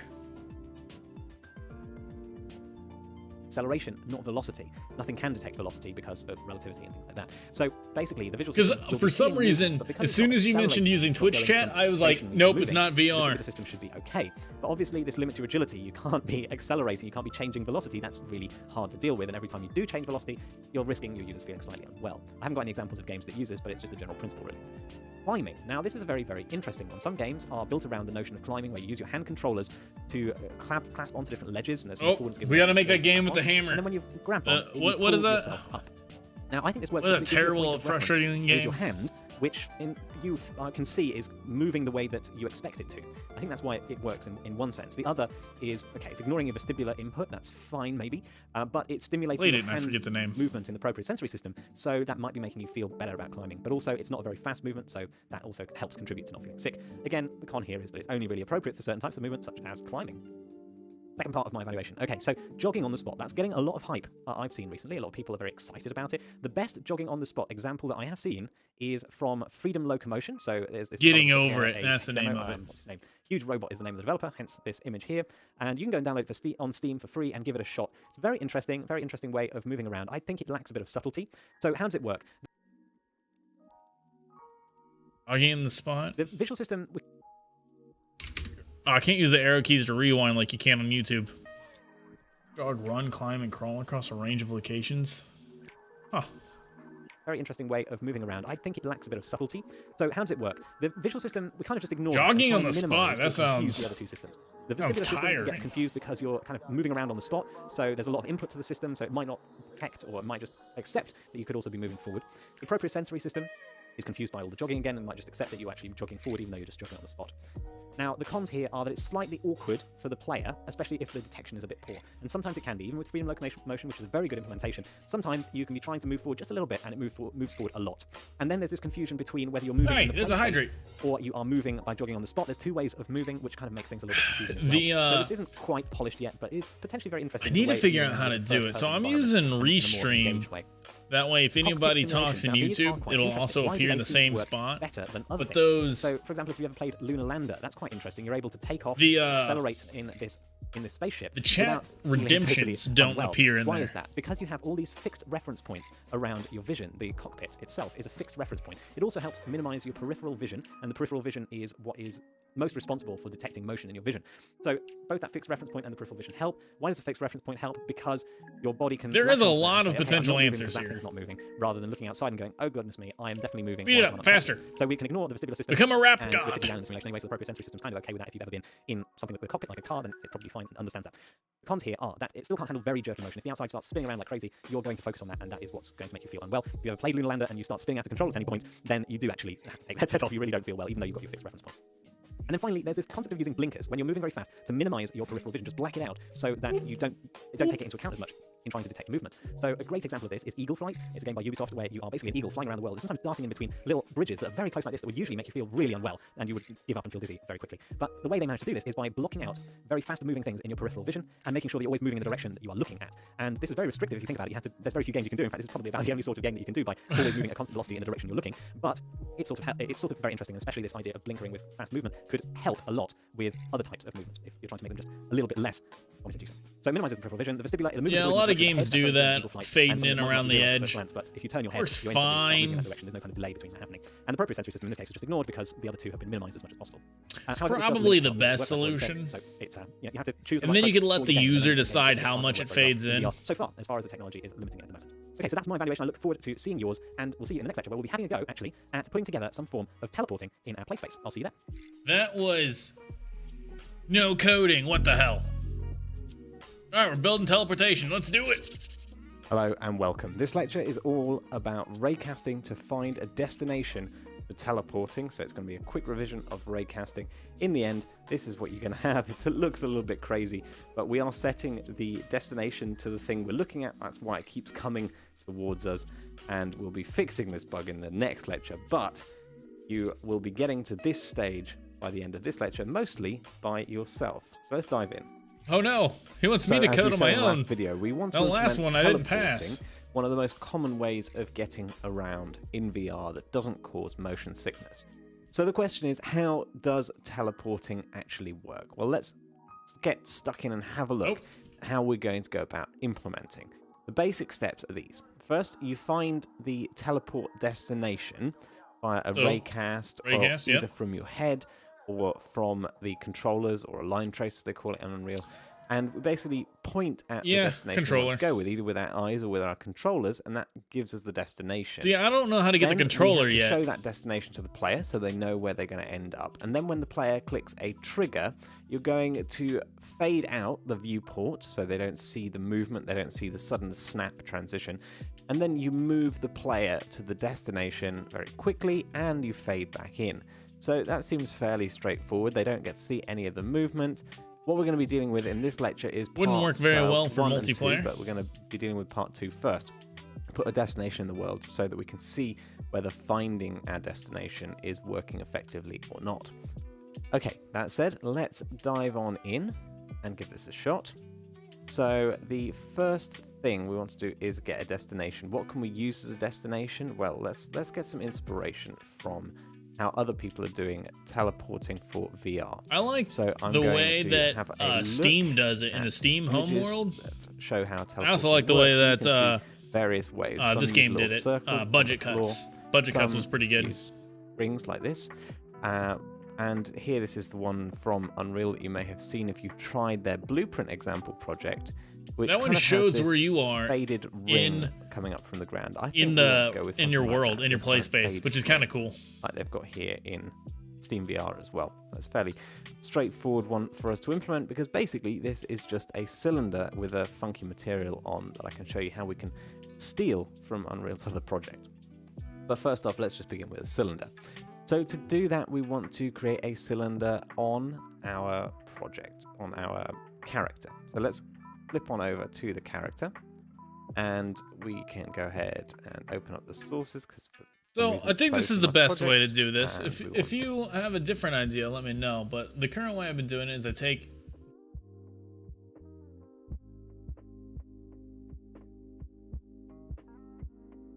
you can program off screen and keep the tutorial on the screen. It's up to, I'm not really sure what way is better, what way is worse. I think it's kind of like half dozen, you know, same. the VR character and VR character.h. So we're going to go ahead and create a new component in here. It's going to be a U static mesh. You could research that in the documentation. So U static mesh component, crucially, because a static mesh is a thing of its own. So it's a U static mesh component which I am going to call the destination marker. And then we like that should be in a movement C++, component or something. So it's going to be destination marker. Then we can create the default sub object, and we will have to set up the attachment as well. So I'm just going to go ahead and copy these things. Where am I going to attach it to? Well, I think I might as well attach it to the VR root. It doesn't really matter actually. So it's a bit confusing because if you attach to the VR root, you might think it's meant to move with the VR head or against the VR head or whatever. So maybe the easiest thing is just to attach it to the root component. It's really obvious that we're not attaching it there for any reason. Reason being is that we're going to have to update its location on every frame anyway, so it really doesn't matter what it's childed to. It's just going to end up in the location that we've set on every frame. So we want to be setting up the right component. So it's going to be a U static mesh component that we're creating. Gotta get off and make my lunch for tomorrow before we're winding down for the night. Hopefully you can get some good progress on your project. So Thank you, Raccoon Games, because I don't know how to say Chrome. Piscicura or I'm Piscicar. going to go to the Unreal Engine. Appreciate you, man. And then I am Hope you got your videos edited and that you have a wonderful night. I need to start doing some meal prep stuff. Shit, I forgot to go shopping. I forgot to buy eggs and bread. Damn it, I don't have breakfast in the morning. And when that page loads, Why couldn't you remind me this about that earlier? So that I can load up the U, not the U mesh component. I want the U static mesh component, which is probably a child of it. So I can probably go there and find a U. What is he doing? Component. There we go. So here is the static mesh component, and if I scroll on down to the bottom of the file, finally we can get. Oh, he's looking for what he has to import. Gotcha. Yeah, when you go to add a new, oh my gosh, copy and paste that and include it. I think they put it at the top now. Yeah, the header. So we've got to put this including warnings in our code for it to work. Go away. I'm going to make sure I've renamed this sub-object to destination marker. So And Yeah, I did all the stuff that right he's still thing, doing, so if like we go about ahead and this, the build, rename and the hopefully we change, should be able and so to see that's why I'm it kind of doing correctly. nothing, because I went ahead and did it all. You I may knew need that to we needed pause to do it. to see the build finish on your machines if you're following along. Okay, so let's go ahead and hit play and have a look and see if whether this is in our scene. So I'm not playing in VR, but that doesn't matter. So I can then go ahead and look in the world outliner for VR character. And what do we have in its component list? Sure enough, we have this destination marker, but if you double click on it, let's eject. And we're still building, so I can't do anything. I guess since we're building, oh, it finished. Zoom around. Pause his video and come over here and check it for myself. So he's saying that when we look at our character, we should be able to see the destination marker. Hopefully we do. Click on the character and... oh no.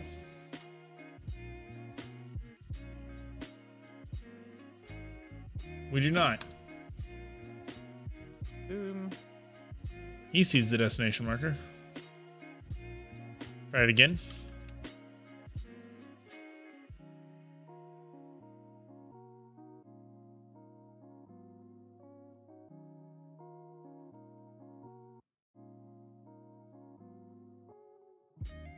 Well. Well. What did I do to anger you?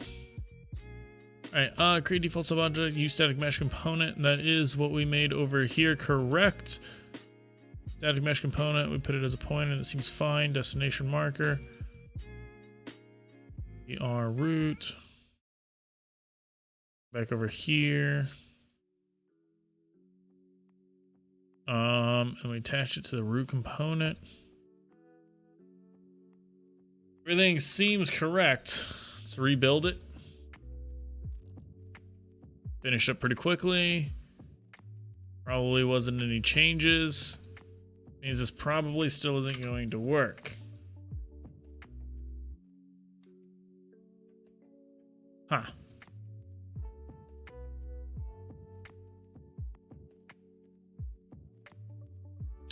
Well. Interesting.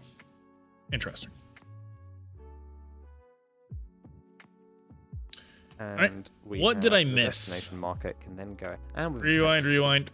Check it. So I should create defaults. Yep. Rewind.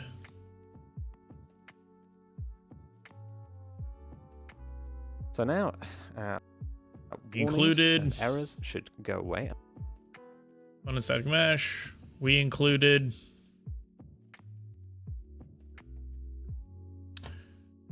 Component static mesh, we included it. They included it. Here. I'm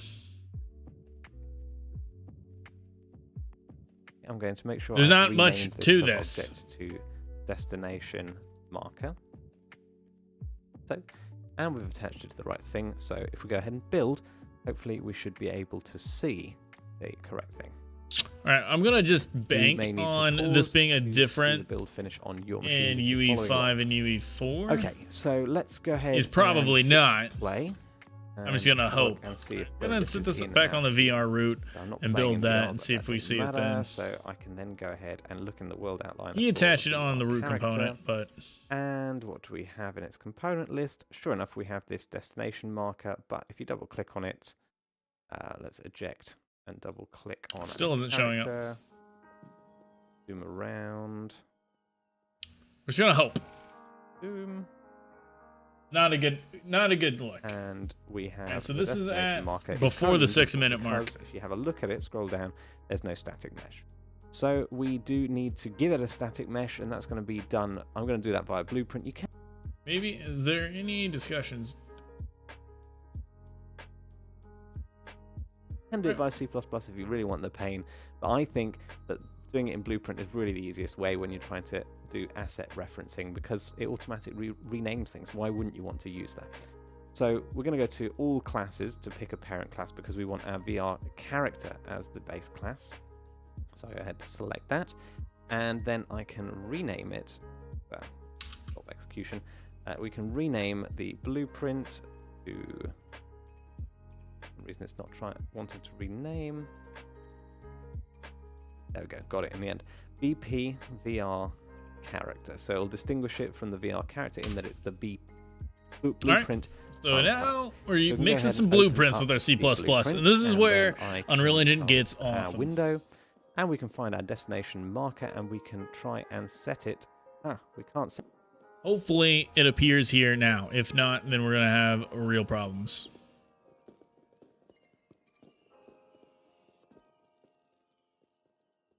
Whenever it loads, it's trying. It's doing its best. Here we go.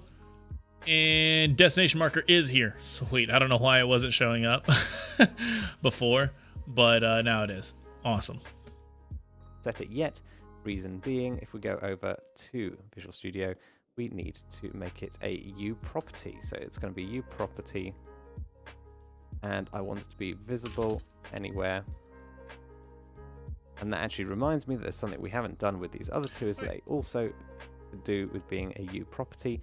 We're not actually editing them anywhere, so there's no particular need, but it does alert Unreal to their presence as components and references, which means that they will be automatically memory managed by Unreal for us. So why have I done visible anywhere, not edit anywhere? Because the don't want to edit it anywhere. If it only were, want to say, see a it. float, then I would do edit anywhere. But when it's a pointer, you want it just to be visible. Otherwise, you get some funny behavior if you do edit anywhere. All right, let's because build it this. thinks you mean that you want to be able to edit the pointer, and that's just strange. So we're going to go and have a look at our. And this destination should mark make now, it to which where is it appears in the editable, blueprint. Funnily enough, even though it's visible, but never mind. And then we'll. And so now why this is super awesome is we can set what this looks like here within the editor. So like I, as a programmer, can make things that we then set a blueprint off of, like something that, like a bullet or something. I could set all the programming for how a gun works. That's a great one. I can set all the programming for how a gun works, how the damage works, how it fires, how it does everything, right? And then I can expose that stuff so people can come in here in blueprints and they just change the model to an AK, and then they can change the damage value or change the bullet velocity or whatever. They can just change all the values here within the editor and knock out like 10 weapons like that. And so that's why blueprints is super cool. We'll go to the static mesh and we'll look for a cylinder.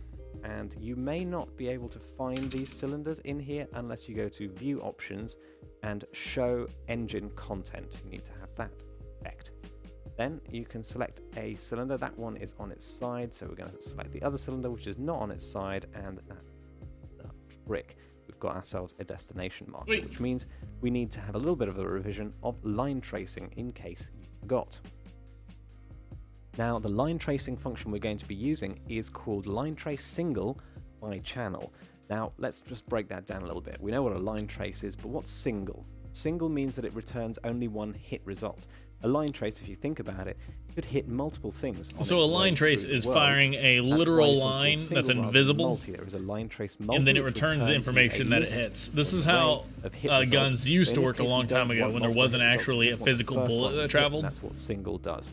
Then there's by channel. There's zero travel time and all that stuff. stuff. By object type. An object type obviously is something that we put on objects, and it allows the objects to interact differently with other objects in the scene. So basically every type of collision setup can choose how it responds to an object. It can choose how it responds to a channel. Examples of channels are things like visibility traces. So the difference there is a bit subtle, but basically you can't put a visibility trace on an object. So this is kind of the fundamental difference. And what we want to do is essentially a visibility trace. We want the channel to be the visibility channel. In fact, you can have a look at the E-collision channels just to see what there's a lot of them. They can be a little bit alarming because some of these aren't actually channels in the sense of ray tracing channels, but they are object channels. So it's all a bit confused and muddled up here. So if you're not entirely clear on this, don't worry. But basically, if you look at the definition for line trace single by object type, it's a lot more complicated. You've got to pass in like an object query type parameter thing. It's a lot harder. Whereas here, if you can just pass in the channel and everything, these tunes make it a lot better. Response to that channel, it's much easier. You'll notice here that it's on UWorld, so we're going to have to get hold of the current world pointer to use the line trace. Now, what about its parameters? Let's remind ourselves of what the parameters are. We've got this out hit result, which is an out parameter, meaning that you provide it with an empty hit result. I better pay attention more so than I am, because I bet you he's going to ask me to do it. And it will fill it in for you. You can tell that this is an out parameter by a few clues. Firstly, it's prefixed with out, that's a dead giveaway, but it's not always there, and not all functions in Unreal will have that syntax. They try to do it, but it's not always there. You can also see that it returns a boolean, but we would expect it to return more from a line trace. We'd expect it to return us some data. So there's a hint there that there must be an out parameter somewhere. And then finally, this is a reference parameter, but it is a non-const reference, because down here you see start and end are also reference parameters, but you notice the const keyword before the type means that these are not editable by the function. It gets past a reference to the memory, but it can't edit that memory. Whereas if you don't put const, it can edit that memory, and this is typically in C++ only used for out parameters. If you forget to put const, God, I hate out parameters. You are kind of indicating, But that is to what the C++ person who's calling the function does. that you might change this value, and that probably means that it's an out parameter. So that's a good thing to remember. And also remember, when you're using references yourself, do put const there if you don't intend to use it as an out parameter. Okay, so like sometimes it's hammer time, it is currently channeling time. It is. How to go at moving the I knew cylinder. it. I knew that they were So, going to do that. First of all, you're going to be doing. So I was a like, line wait, I trace. should You're gonna start have to paying pass more in attention, because all I the was just right like arguments. Where's the dancing line for a trace gonna second. Start from, where is it going to end? All right. Think about Coding how your challenge look direction time. is going to affect that. Then you want to get the hit location. Where has that line trace? I think hit? that's You pretty can much get all there the is to this, right? And then result. we spawned it in there. Update the cylinder location from the hit result and test it in VR. Now, if you're Updating getting the a little cylinder bit stuck, location might be a little bit then difficult, there is but one I thing think this to is going to be remember, relatively that easy. These last two parameters are basically optional, so you probably don't have to pass those in at all.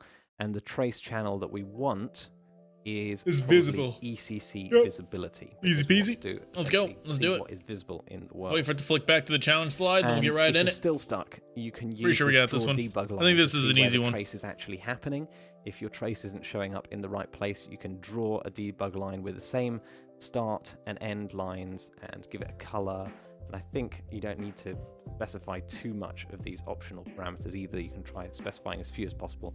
Just remember, you're going to have to include the draw debug helpers header if you want to draw a trace channel. All right, so we're gonna go grab this real quick. This is the line trace channel from the docs. Let's go pull that up. Where are the docs at?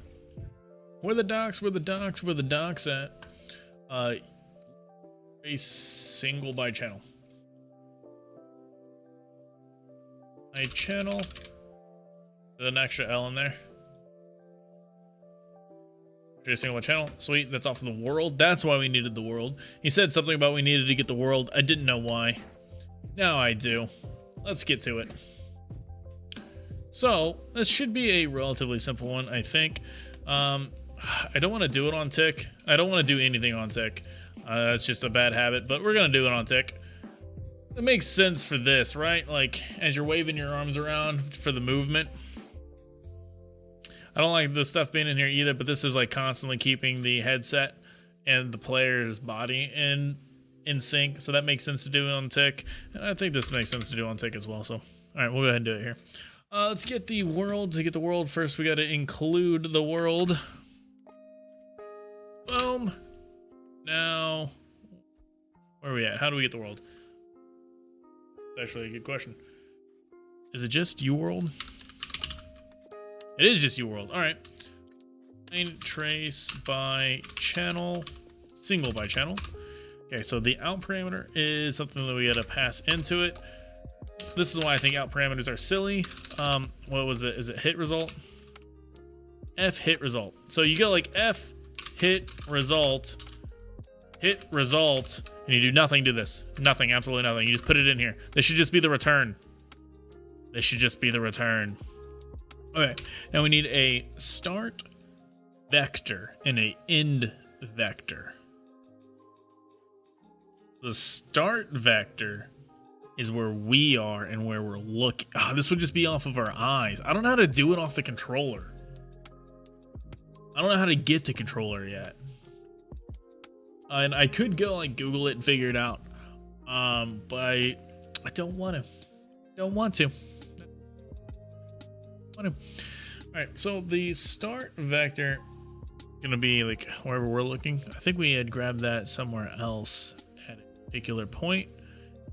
Remember, it was in our last session, so it has been a minute. Right here, camera get forward vector. Duh. Makes sense. So that's gonna be our start vector. Now for the end vector, I thought that you told it how long you wanted it. I thought that's what this. I thought you. It's been a long time since I've messed with Unreal Engine, obviously. So it clearly always did. I just don't remember it right. Location. Oh, I know. The end location is going to be our camera vector, and we'll go times 1,000. I don't know if that's far enough. It's probably far enough. That's what we're gonna do. And that's what I remember doing. Is I remember there being like you set the distance. All right, and then we want it to collide on anything that's visible. Then the rest of the stuff is optional. Don't need anything else.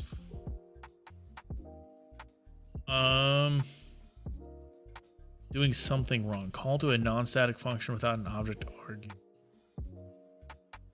This returns a boolean. Maybe I gotta return a bool. Pass. Has passed. Has hit. What I need? That's not what I need.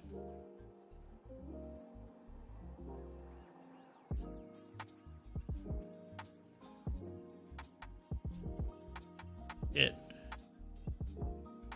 A non-static member reference must be relative to a specific object.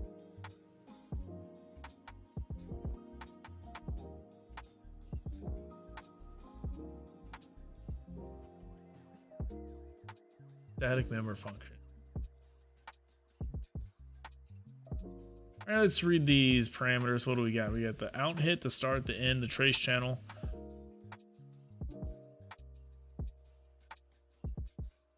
Oh, that's for like if we're looking for specific things.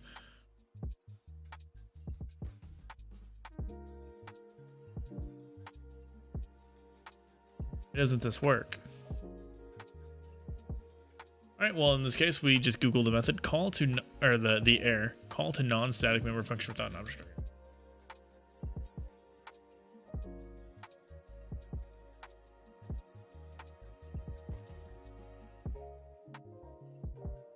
Without an object argument.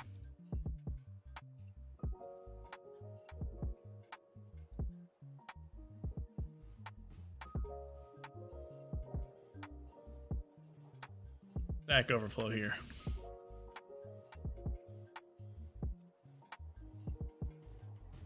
Fraction is a class. You need an object in the class in order to call it. Oh, we need to call this off of the world. Okay, okay, gotcha. I understand. Okay. You world, get world. Is that the method? Is this what we need? World : get world. We need to get the world.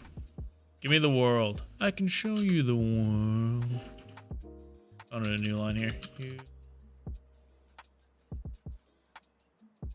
I could type to be swell. Get world. Yeah, so this is what I need. Okay. This is what I need. Now what's the issue? A non-static member reference must be relative to a specific object.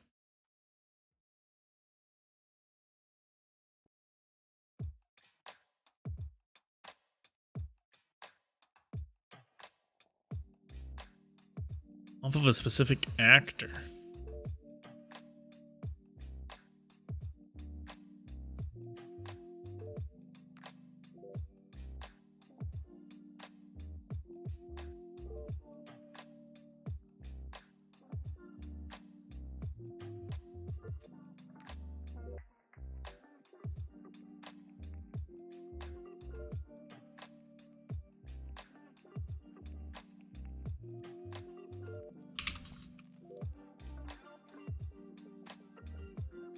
I feel like they went over what I'm stuck on here.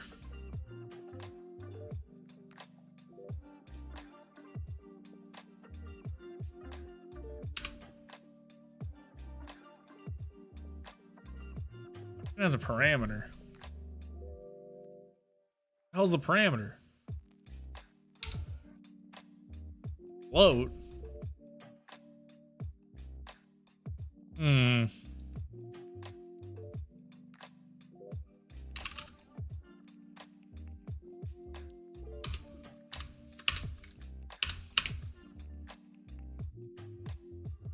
Alright, I think we figured it out. We did it. Cool. Alright. This, because we are an actor, this object, this VR character is an actor. So we get the world that we are in, and then we send a line trace from where our camera is facing to 1,000 units, which is a kilometer in front of us. If I remember, no, this is a meter. No, a unit. 1 unit is a meter, I think. So yeah, this is a kilometer. Hell, I don't know. I forget what one is. I think one is either a centimeter or a meter. It's probably a centimeter, actually. I don't know. 1,000 sounds good. So we're projecting a line 1,000 out.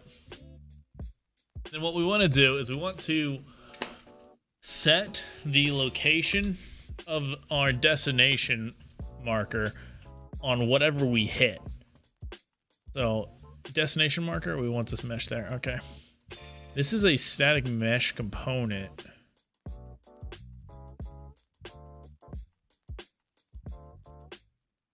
See what comes up whenever we do this. Set location. Is that a thing? Relative location. Set world location? Yeah, set the world location. Set world location. All right, and we're gonna set it equal to our hit result dot location. All right, so wherever our hit result is, that's where we're gonna set this bad boy. I think this is gonna work. Let's run it. Let's build it.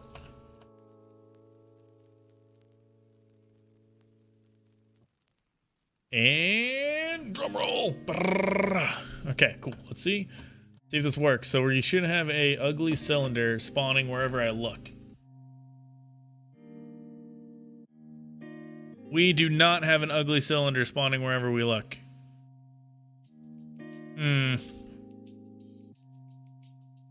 Damn, I really thought that was gonna work.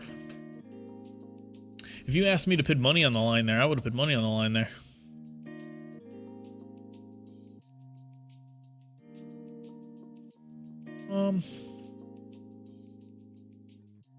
Go ahead and run it again, and we'll look at it and put it over here.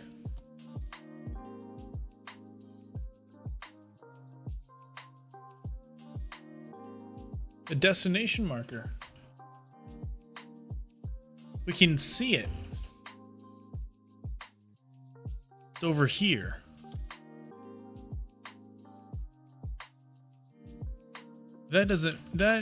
Maybe we need relative location and not world location? That's gotta be it. Can we see what our hit marker? Ow! Knocked my phone off the table and it landed on my toes. That hurt. The destination marker is not moving.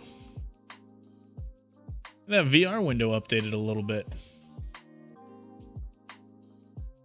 Oh, no, it is moving. See, so as we're looking around, that destination marker is changing its location. Can I set it to 0? Oh! Move temporarily. Yeah, so we're on to something. We're almost there.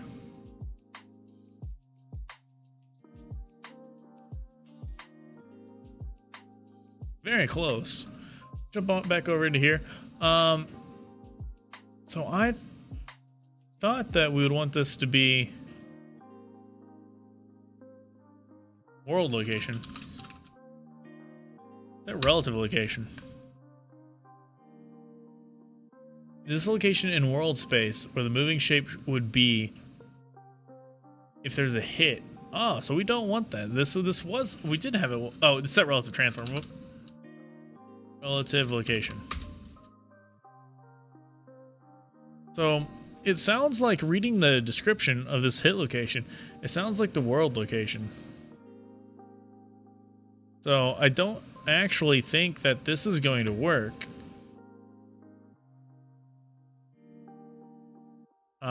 Where's the play button? There's the play button.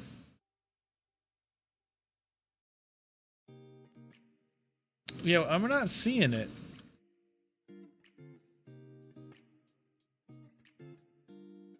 Tap out. Go back down to that VR character. Destination marker is just a flat out 0 now. So it definitely works better with the other option. Alright, alright.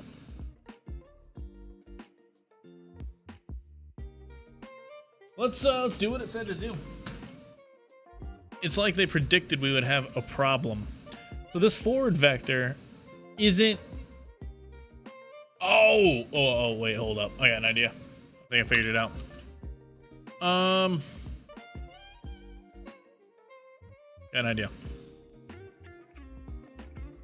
Camera location.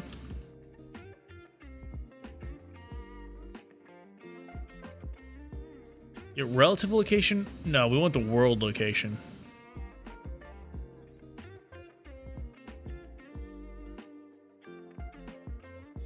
Set world location. That's not what we want. We want to get it. We want to get our world location. Where the hell are we?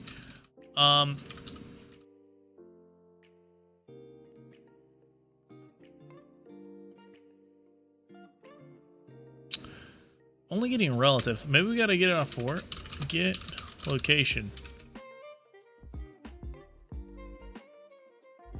So the problem, I think, is that we're just spawning this vector starting from 0, 0 coordinates instead of starting from our actual coordinates. F vector. Another thing we could do is we can get that debug line and draw that, but I'm pretty sure that's got to be the problem.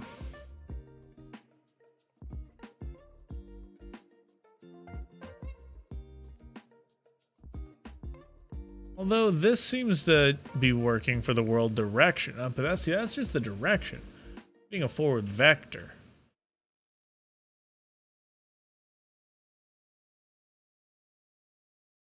Is the direction we want.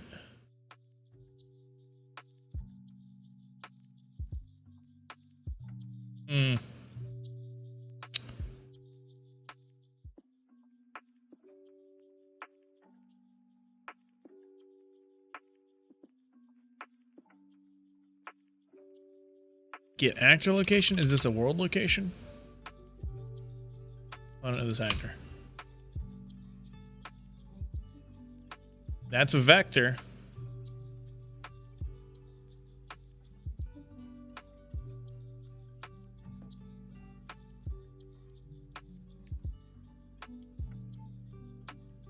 Get component location? Oh, maybe that's what we want. So we get the camera's component location, and then we get the forward vector times 1,000. This makes sense. Let's try that. I think we just had the wrong start location. That's probably gonna fix it. All right, it's fired up. No, it still didn't fix it. Damn. Box is at now. It's a positive 3,000, whereas before it was negative 3,000. Interesting. Oh wait, this is the VR character, not the destination marker. The destination marker is 1,400. So yeah, our VR character is nowhere near center, so the map isn't near the center. That's interesting. The destination marker is still not near us, though. Ooh, it could be. Maybe we just can't see it for some reason. Is it not visible? Is that a thing? I don't know if that's a thing.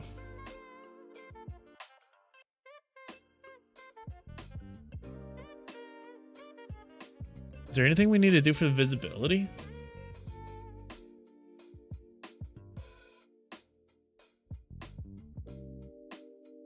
It is movable. That's good.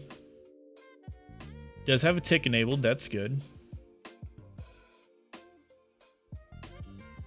Oh, it doesn't generate collision. Oh, but it does generate overlap events. It does have, okay, it does have collision. Okay. I thought we found it.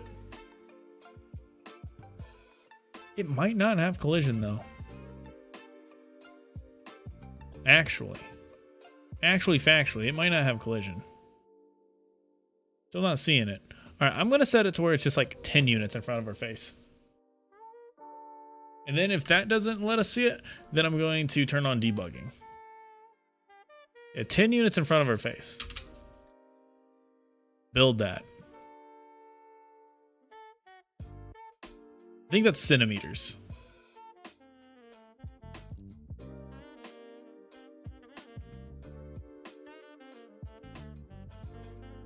Nope, negatives. So either it's not in front of her face.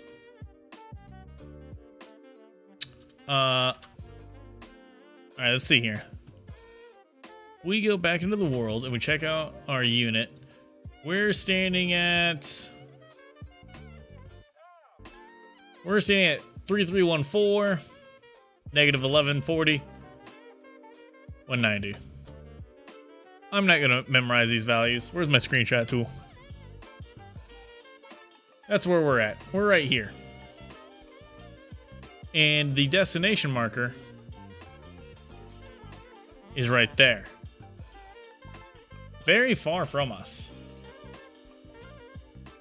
But see, the transform location and where we are, it's not necessarily where we're looking. No, don't fire it back up. Goofy goob. Or if I was actually closer to being right initially.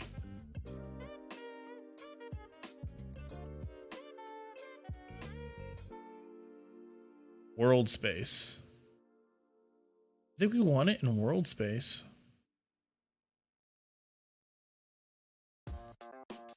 Get the forward direction in world space. That's what we want. I think we want everything here. Let's multiply. I don't know what this does. I don't know how multiplying vectors works. Let's multiply those vectors together. And then, yeah, that's also, I mean, we already built it. Let's see what this does. And then, when this doesn't work, yeah, it doesn't work. Okay. Pull up that debugging line.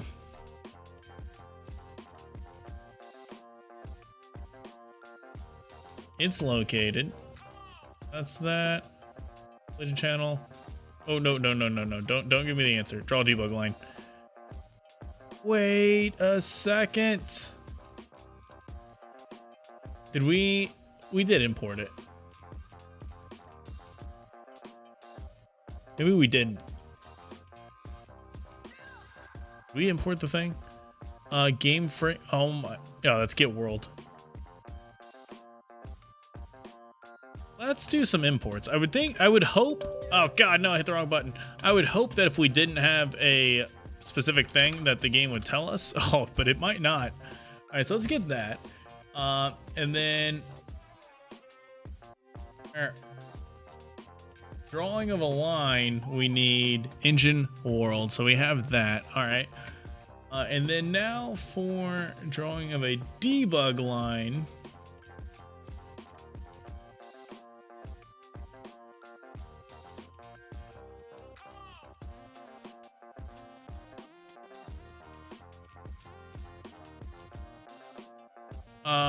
Man, 1 second.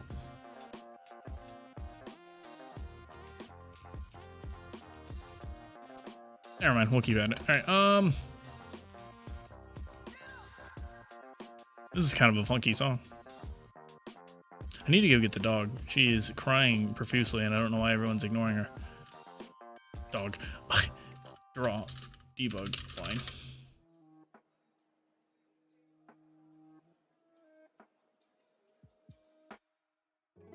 Because if I can hear. Oh boy, howdy. Get that.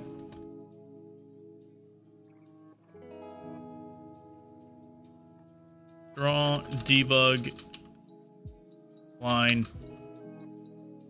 Takes the world. Can show you the world.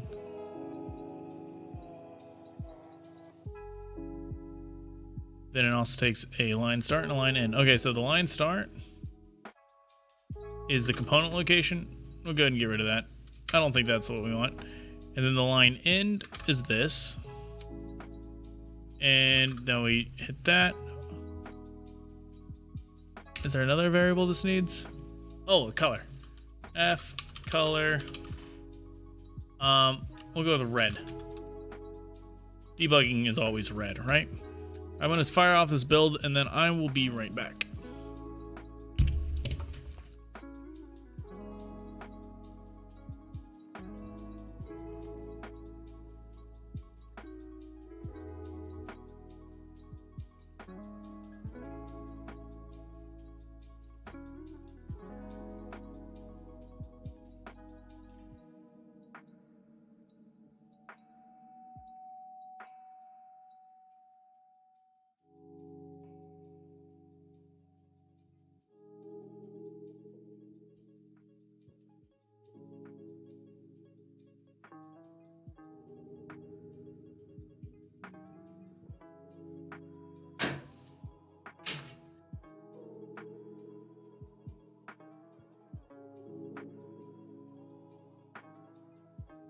Yo, Uncle B, what's up, man? How you doing? Thanks for swinging by the YouTubes and saying hi and all that good stuff.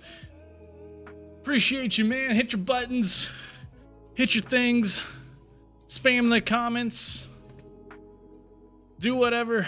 All right, so we built it. Why? Do we even see a line? We don't even see a line. Our start location is wrong.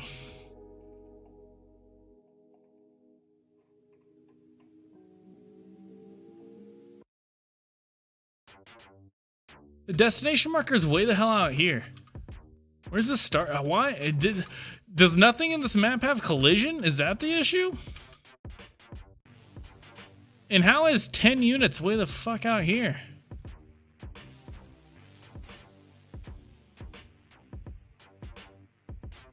The headset. It's still right here. The static mesh is nothing. Oh my god. Oh my god. I thought the problem was it wasn't visible. Why? But now why there's no debugging line being drawn? What in the hell? What in the hell? Oh, hey, we can come up above the map.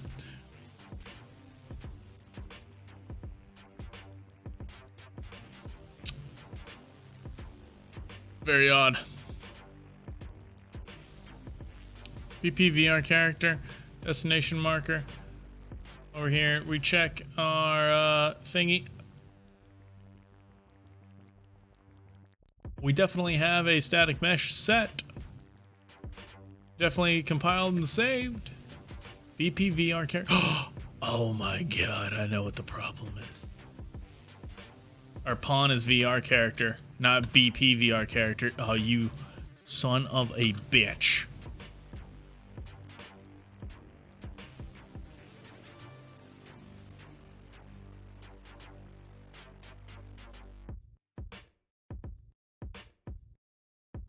There's our cube. There it is. It's floating out there. It's not colliding with anything.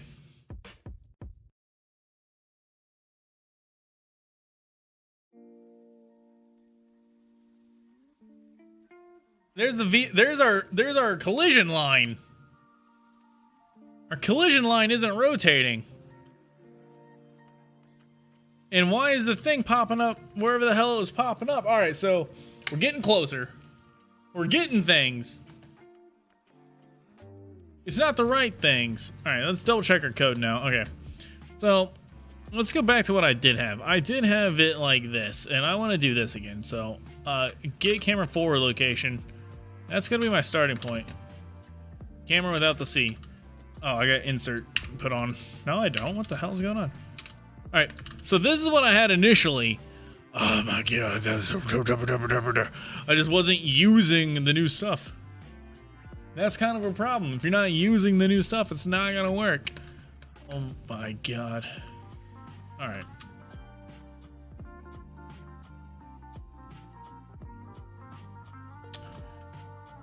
Okay, so this isn't working either. Step forwards, 2 steps back. That's the debugging motto. Can we see the VR line? No, we cannot. Let's go back to our character. BPVR character is up here now. I want to check details. Where's my destination marker at? It's right here. What? Oh, it's way the fuck out here. What's going on with that? It doesn't seem to be updating live whenever I'm spinning the thing around for some reason.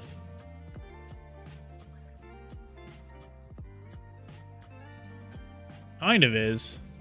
Maybe it's just because I'm so far out of the play space.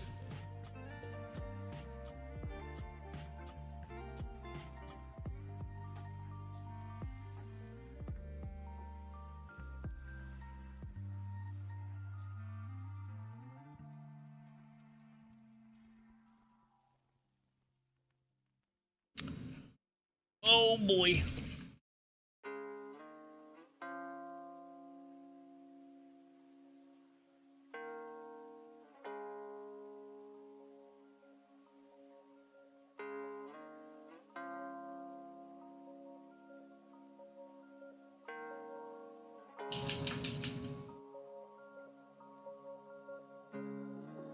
Out there bargaining on the neighbors.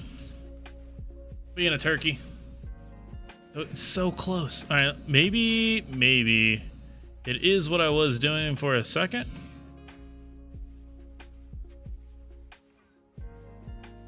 Camera location, then location of the component and world space. Let's get that, and then we're gonna multiply it by the forward vector. And then we're gonna, line ends 10 units away. Maybe. I think this was the closest we came to having it. Say hi to the homies. You're live on live for a minute. Hey, what's up, everybody? How you doing? We're being boring over here and following along with the programming tutorial. Right now, it's got us doing a challenge, failing at it. We're super close, but just not quite right. Huh. So I'm spinning a VR headset around. I'm trying to get this gosh darn thing to appear wherever I'm looking. That's the goal.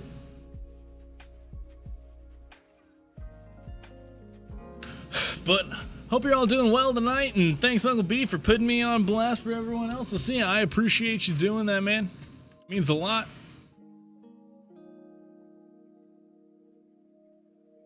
We are about to check out and see what the hell the answer is. Let's review the challenge slide. Maybe it will give us a hint. This debug line is not working out. Oh my god, I'm not changing the debug line. That's why that's... I mean, this isn't gonna fix it, but it's why I'm not getting new lines. I'm changing what I'm trying to do, but then Oh, I was only changing the line. Son of a bitch. I wasn't changing the actual thing. That's funny. All right, let's do that. Try this. And then if this does, oh, it might not. Okay, actually, maybe it's not working because I put it on 10 and 10's too short, and so it's not actually colliding with anything. That might be an issue as well. All right, so we'll put it back on 100. I bet you the combination of those two things is why I'm a goober. Yeah, I was kind of half-assed trying to explain the VR thing and the coding thing, but I think I'm fixing to switch to some gameplay. Oh. I see how it is, B. I see how it is. It's behind me. It's chasing me. It's not colliding with anything. It is the collision. Oh, man, I was so close, but so far away. Why is it not colliding with anything? That's super weird. I think it's just this map I'm using, maybe. Because it's going right through shit. So this map doesn't have collision on things. It blocks me as a player. Oh. Why is it behind me, not in front of me? Where the fuck did it go? Ah! There it is. Spooky. Program man, you know I will. Take care, B and friends. Oh, man.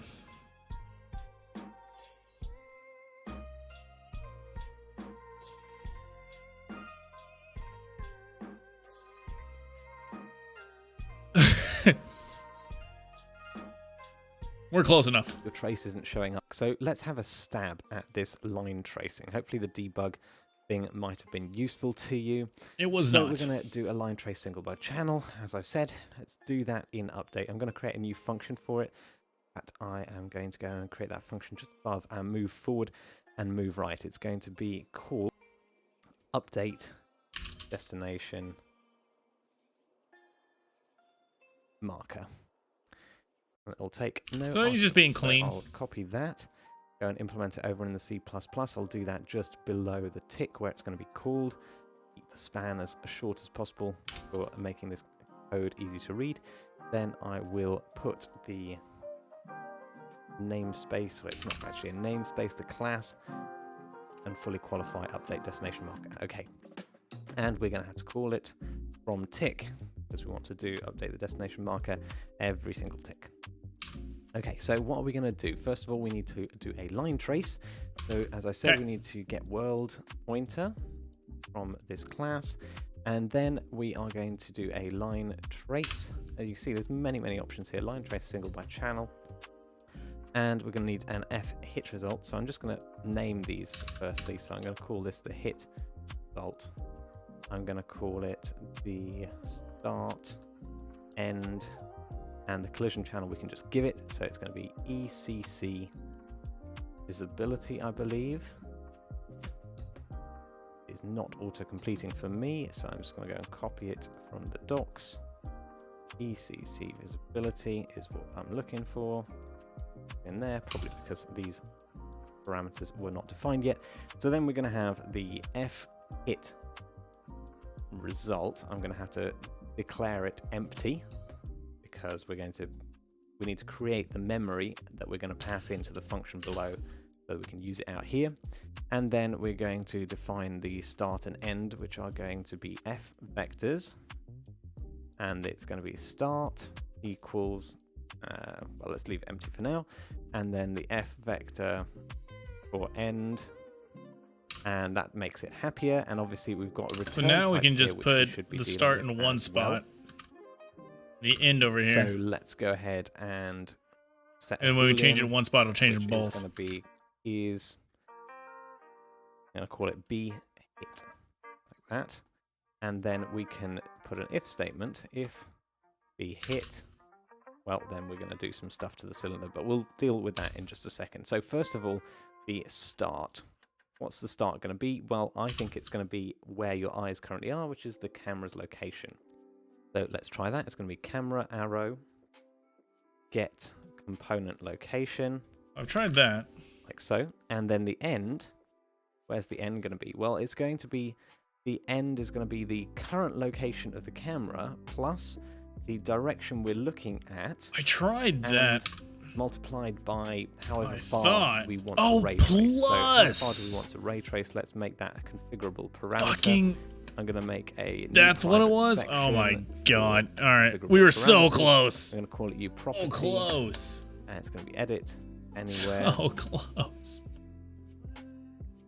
and we are going to have a float, and I'm going to call it the max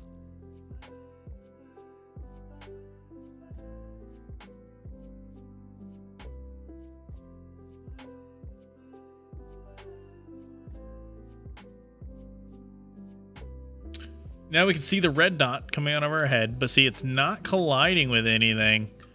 So something's wrong with the ECC channel with this map.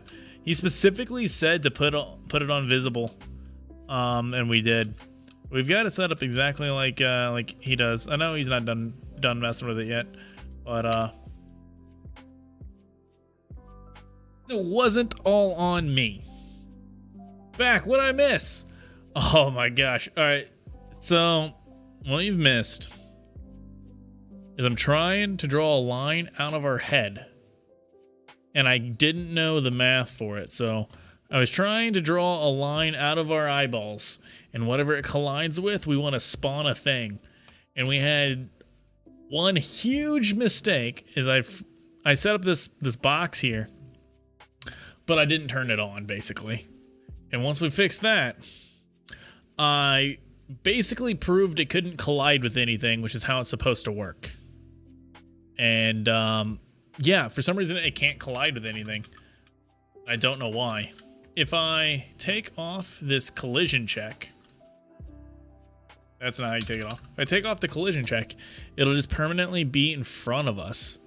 And the collision is definitely to do with the map that I downloaded, because it's trying to hit on a property basically that gets set, this visibility property, and I'm guessing that visibility property is not set.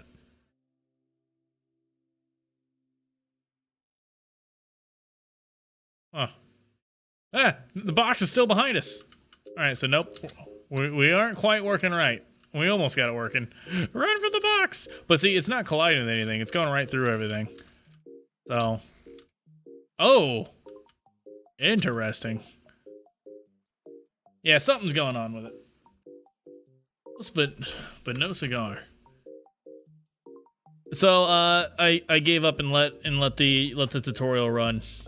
I was defeated. As sad as it is. Yours truly. Oh god, computer, don't crash.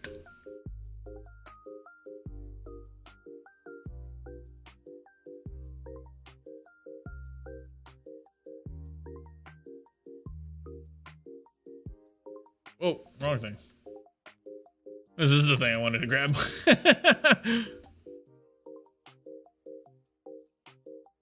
Alright, so now he's setting up some fancier stuff. We can go ahead and do that too. So, and we doesn't can need set to be it to a sensible default of, let's see, 100 centimeters. That's up a new spot for everything. So 100, 1,000, good old meters collision into the distance would be a collision. good place to start. So we'll use the max teleport distance. Good old cleanliness. That's what I need. So we want our start plus basically the forward direction of the camera again. So camera, arrow, get forward vector, and we're going to teleport distance. Oop. Like so, and we can set it to a sensible default of, let's see, 100 centimeters. No hope. Meter, so 100, 1,000. I know how that goes. Not hope, but how? Yeah, I know how that goes. Yeah. So we'll use it was so close, in our calculation at but the not end. quite. So we want our start, but plus basically the forward direction of the camera again. So camera, arrow, get forward vector. Yeah, this is going to be. And we're going to multiply that by the max. Max location is boom. Distance is undefined. And that should do you're the undefined. trick, hopefully. So if you defined want right to here. do a debug of this, then the hell do you want from me?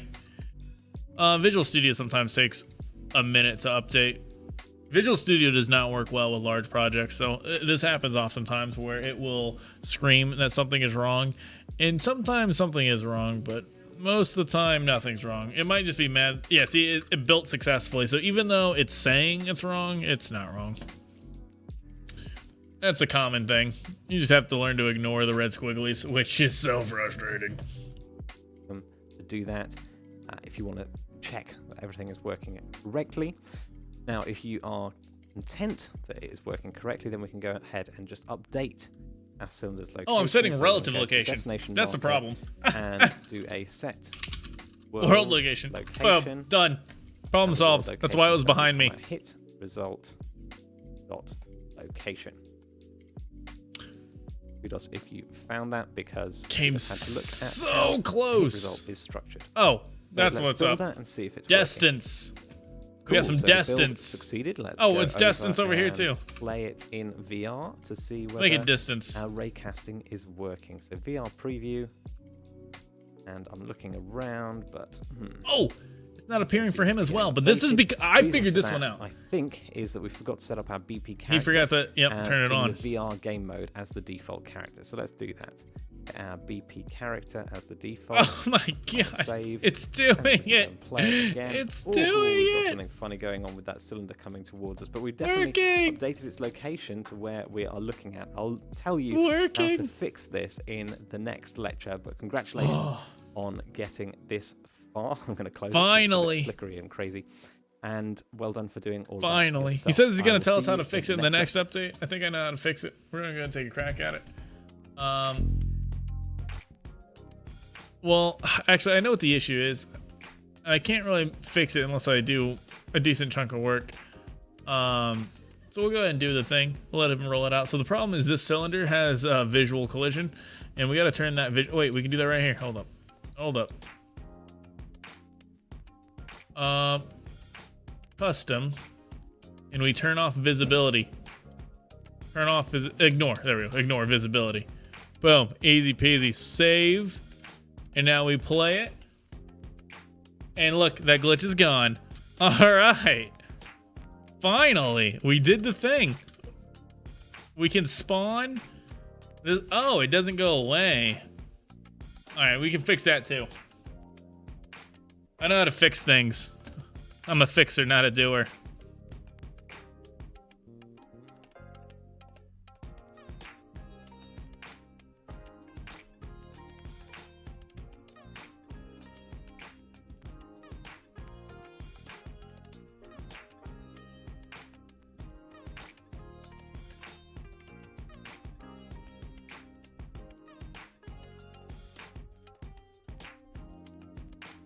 Boom! We did it. Sure of it. There's no way this can't work. Gotta give it a second to build. There, it's built. Oh, yeah! Oh, yeah! About freaking time. Alright, on to the next. So, the things that I did without explaining myself was we just put an else statement. So like if it hit, then we set the location there, and then when we weren't hitting anything, we weren't updating the location, so it stayed there. So I made it so that if we weren't hitting it, then we just made it invisible. It's still technically there, but it's just invisible. Another thing I do is like set world location to be like a million. So it just like goes somewhere way off into the distance. But we wouldn't want that, because then if the player tried to teleport to it and it's way off into the distance, we would teleport there. So now it looks like this lecture is designed around making this look a little prettier. Oh, let's do it. Make it look a little prettier. Wait, my thing isn't getting messages. You're saying things and my thing isn't updating. I apologize. I'm learning blueprints, and that's why I'm having an issue, because I don't know what nodes to pull up. Gotcha. Yes, you kind of just have to like drag it off, and you gotta like kind of know what you want. When you drag off, it will let you like type things, and then yeah, it's kind of just like you gotta just hope. So like if on begin play I know I want to like spawn it, right? We can just be like spawn. Oh hey, spawn actor from class, sweet, or whatever, you know. But this is off of the player individually. So like I'm on the player right now, and I want to like, we can't jump right now. That's the thing we can't do. We can't jump right now, right? So if I wanted to like make a quick and dirty jump function, we can be like space bar. Okay, cool. So when we press the space bar, we want to make our character move up. Well, our character is this capsule component and the camera. Well, the camera's attached to the capsule, so I think this will work. So we're going to get the capsule component off. And, well, to make it go up, that is the location. So set location. Add world offset. Transform. So, like, you just kind of, like, unfortunately, like, you got to know these words, which takes time. And that's where, like, these courses come along really well. They do have a blueprints course. I would suggest going with the C++ course, personally, because you will get some blueprints in it. Blueprints is really good for modifying things you've already built. Like, we made the VR character in C++, and now we have a blueprints VR character. That's what we're messing with right now. And the reason why we have this is so we can change that max teleport distance, so we can change the teleport icon and things like that. So you set the functionality in C++, and then you can alter it a little bit in blueprints, and it's really cool. That's just a little recommendation. But now I want to make this thing jump. So that I think it's going to be transform. I think it's going to be transform. Or location. Get relative. We can get it. Can we set it? We can set it. Set relative transform? Yeah. So that's what we want to do. The new transform is going to be, we got to get our transform now.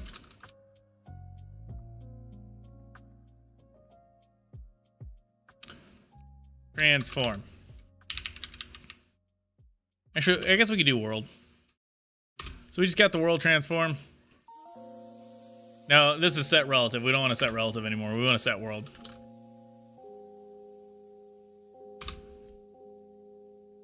And we need to make a new transform. How do you split this? We used to be able to split this.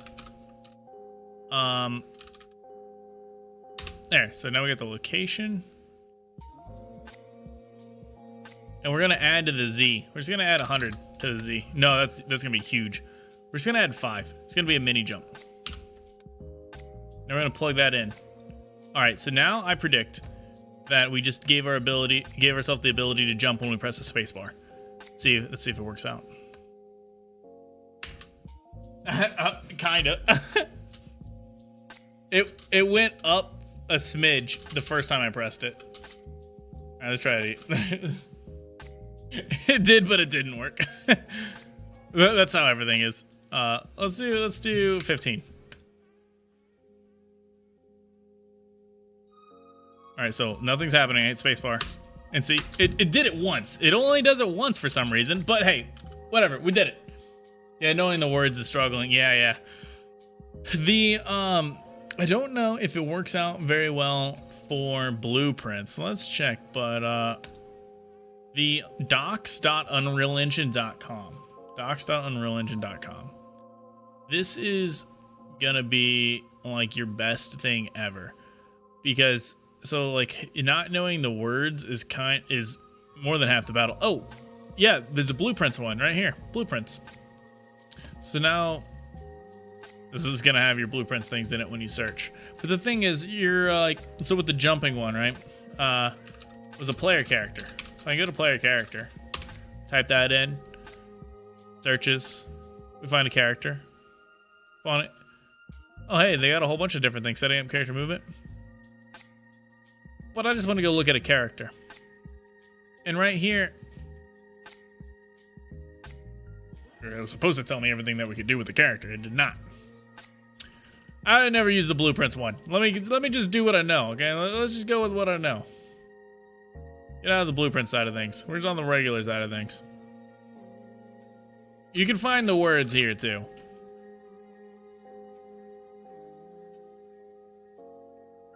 It's not. Did it take me back to the blueprint? It did not. That's weird. This is not what I'm expecting at all. This isn't in the API. This is just like a random documentation. Maybe I gotta click on the API button. This is what I was expecting. This is what I wanted. Most of these things that are, this is the C++ one, but most of the things here are also in blueprints. And so this gives you all access to everything. It's really like, I love and hate the documentation here because it has literally everything. Sometimes it just doesn't help. So this is a list of everything that we can do of a character. So we can save a root motion. I don't know what the hell that is, but okay, we can do that. Proxy jump start. Okay. On character movement update. That's pretty good actually. So like as you move, you can force something to happen. Jump key hold time. So it looks like there's already a jump functionality that I didn't know existed off of character, which is off of pawn. Like you can see it go all the way up. So everything that a pawn can do, a character can do, everything an actor can do, a character can do, everything an object can do, etc. All the way up the tree. So this is a good way to figure out what you have access to. And then whenever you need something else, you Google. 90% of programming is Googling. You'll probably find somebody who can translate the word you were using into the word you need. Like I knew I needed a location and that I wanted, because the game's gravity will handle that. But it didn't really jump, you know, like it just went up and then fell. And then for some reason it didn't work a second time. I don't know. Let's try finding, or was it, there was something with jump on here that sounded like a start to a jump. Jump. When true, the player wants to jump.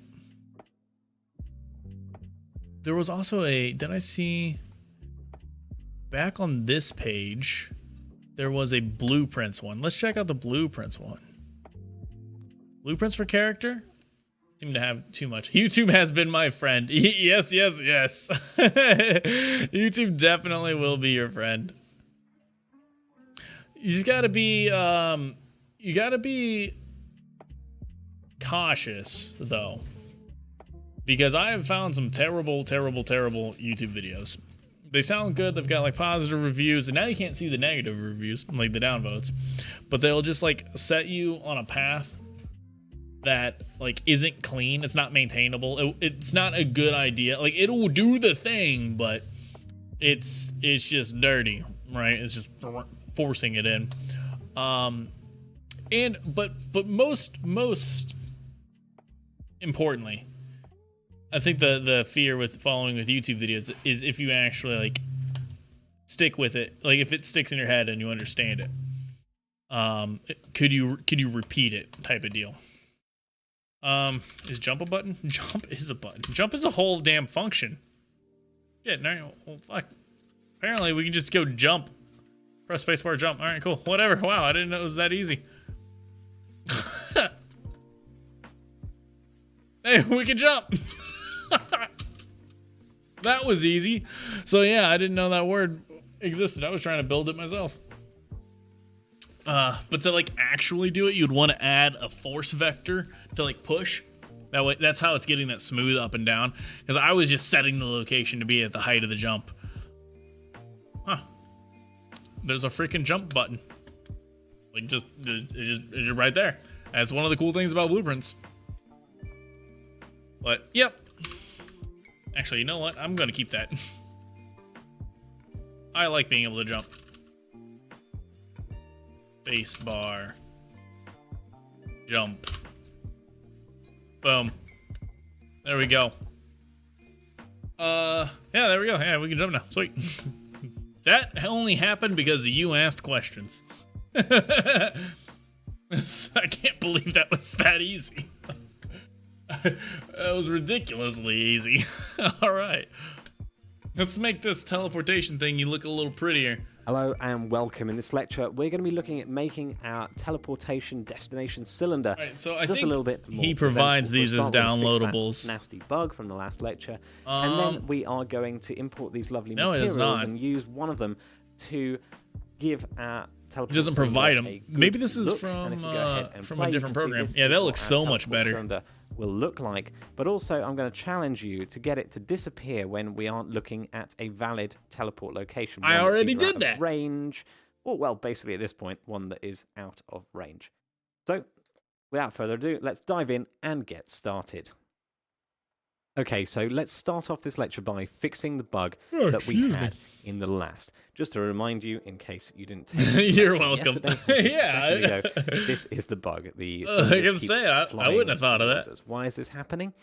Because when we are raycasting, not initially, world, I was just like, what's something I want and something I think I can do. At our BP character, I want to jump. And go to open the full blueprint editor this time. We should be able to jump. And let me just dock that to the same window. Then if we go and have a look at our destination marker and scroll on down to the collision section, you'll see that our collision preset is block all dynamics. Yeah, what was happening? Why it's flying at you is like the first thing you hit, it spawns it, and then it sees itself, and then it sees itself. Is block. And so that was the problem. That this cylinder will be hit by the ray that we are projecting into the world. It's not what we want. In fact, we don't really want this cylinder to be colliding with anything. So we should change this collision to no collision, basically. Oh, he just straight up made it collide with nothing. Okay. And now if we go and play, there you go. I was thinking you wouldn't want it to. I was thinking you wanted to collide with some other things. Invisible. And if I move us around the world, you can see that it is being updated to the correct location, which is fantastic. But it does look just a little bit ugly, doesn't it? It's not really a teleport destination fit for VR. It doesn't give you the sci-fi vibes, does it? So we want to import a teleport material, and I'm going to do this from the Epic Games launcher. And in fact, what I'm going to do is I'm going to go ahead and launch up Unreal Engine and create one of those default projects that they have. Because while I don't want to use any of the blueprint that they've got, I do want to use some of the great materials that they've put together. So we're not going to be recreating this was a blank project with absolutely nothing in it. We are certainly going to be recreating all the mechanics from scratch in C++, so you can fully understand them. You can understand all the APIs you need to use in C++ to create them. So we got to fire up a new project. So when you've got your Unreal Project browser, just head on over to New Project. Select the Blueprint tab just for a second. Don't get scared away. We're not going to be using it for long. And then we are going to go and find our virtual reality example project. Where this might take the rest of the stream to essentially steal. This little maneuver is going to cost us 50 years. Folder to put this in. I'm just going to create it in my. All right, for real though. All right, recent projects. No. We want games. We want virtual reality, starter content enabled. I believe VR temp delete me create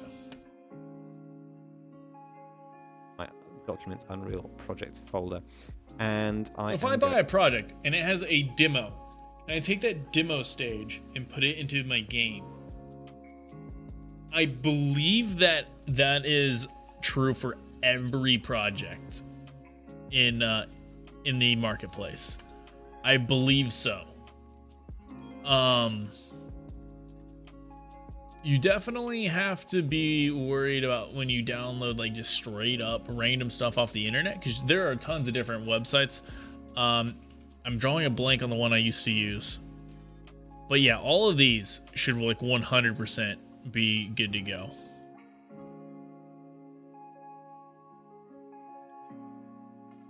Why can't I click on anything? Go to, I don't know, free. Why is it opening up in another browser? Show me right here. Show me in this browser. Yeah. Click on this. I think it's specifically, I don't know why. I don't know why it's opening up in the browser. Is there a license? No. I'm pretty sure that everything on the store you have access to. I was just gonna check to see if there's a specific license that was mentioned in the description, but you should be good. I'm not a lawyer, but you should be good. I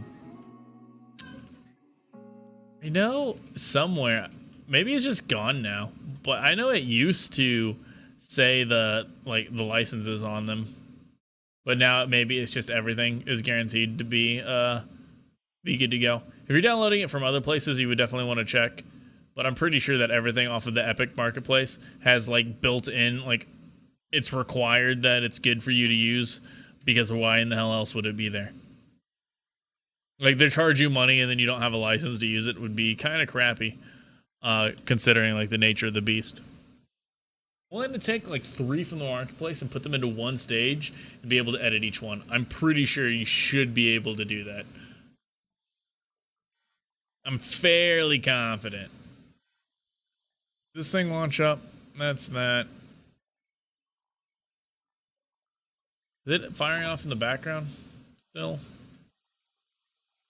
It is. It's trying. Alright, I'm going to close down my current project. Save. Don't save that. We're just going to give this a second to fire up. We're trying to steal the resources from it. Yeah, I would say you're good to go. I plan on doing exactly that. So, that's all I can say. I'm going to do that. So you should probably be able to do that. While we're waiting. See here. Unreal Engine. Marketplace. License. See what we got. Marketplace guidelines. I think the answer we wanted right there. Alright, products must be complete and fully functional as advertised. Products must be direct. Alright, let's see here. License. Images must not display any unlicensed third-party copyright material, because it's assumed that you're going to use it. Products must not contain or be marketed using any copyright or trademark protected names, unless owned by or adequately licensed to the seller. Yeah. Products must not contain or market copyright content by equity without written permission of the store. Remake or remasters are not allowed.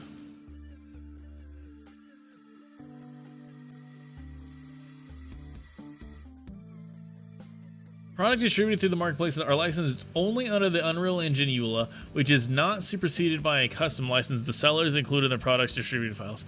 So it's saying that they could put something special in there. I would just double check whenever you're downloading. Usage rights. Here, this is what we need. Purchasing a marketplace product is a non-exclusive worldwide and perpetual license to download, use, copy, paste, modify, promote, license, sell, public. Yeah, so this, yeah, right here. This is the thing that we needed. I assumed this was here without looking for it. You were asking if it exists. It does exist. We are 100% allowed to do whatever the hell we want with the stuff we buy. That's what this is saying. We can't resell it on the marketplace, though. Sub-licensing it is illegal. So if you download something from one of the things and then you change it, you can't try to sell it back on the marketplace. You can sell it as a game, but you can't sell it back on the marketplace. Yeah. Yep. Oh, yeah. If you'll be able to edit them, yeah, you definitely can. This is taking forever to build. Holy shit. It's gone up 1%. Well, you know what we should do? I know what we should do. I got this new Steam game I haven't really played too much, and it's a lot of fun. So, and it takes like no time. Oh, I just downloaded that game. We could play that game too. No, it is Devil Dagger. This is a good game to play whenever you need to kill a couple minutes, like we do right now. Devil Dagger will launch in an environment in your VR. You can do this game in VR? Holy. I didn't think this game would have VR support. This is like some indie game, small thing from 2016.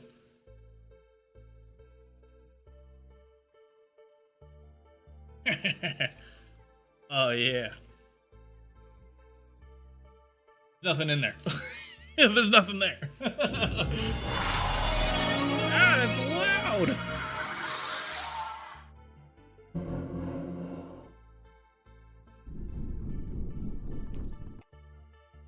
Alright, hold up. Before we pick up the dagger, pause the music. Pretzel, you ain't got shit on this.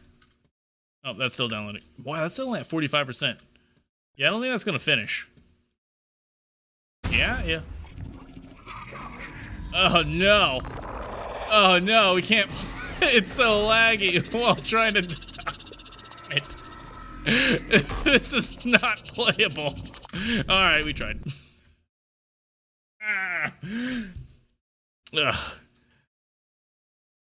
Well, I suppose this is probably where we wrap trying to get the thing. I normally end it at 10:30 Central Standard Time, so this is about the time. Get a better PC scrub. Yeah, we got the VR running, we got the stream running, we got it downloading a new project. Come on, why can't you play games while doing all this stuff too? What the hell? You know, I think I'm with you though, Alan. I agree. I do need to buy a 30 series. Let's go with 3080, maybe a 3090. I mean, I don't want to push it too far. You know, that might be too much. But you know, get a 3080. Maybe 70 will be all right. Maybe a 70 will be all right. I mean, I'm on a 2080 Super. What? The real thing is I need a new processor. I think could probably use some more RAM too. User benchmark. I actually don't know. I think the 3070 is still better. They might be pretty close. Compare GPU. What the hell? Oh, user interface is ding dongs. All right, so we got the 2080 Super right here. And if we compare this to the 3070, I think the 3070 beats it by a little bit. Yeah, 12%. So the 3070 is a little bit better than what I got. 3080. Oh. Look at that, 50%. It's cheaper than what I got if you could ever find this damn thing retail. It's cheaper than what I got. Newer, 50% better. So good. Pretty series out yet? This thing is the best dollar per performance. It's insane. The problem is it's like $1,500 on eBay, I think.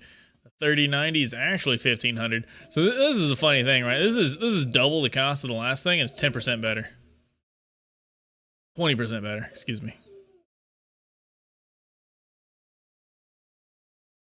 Yeah, look at this. 14. I can do math. We'll figure it out. We'll get there.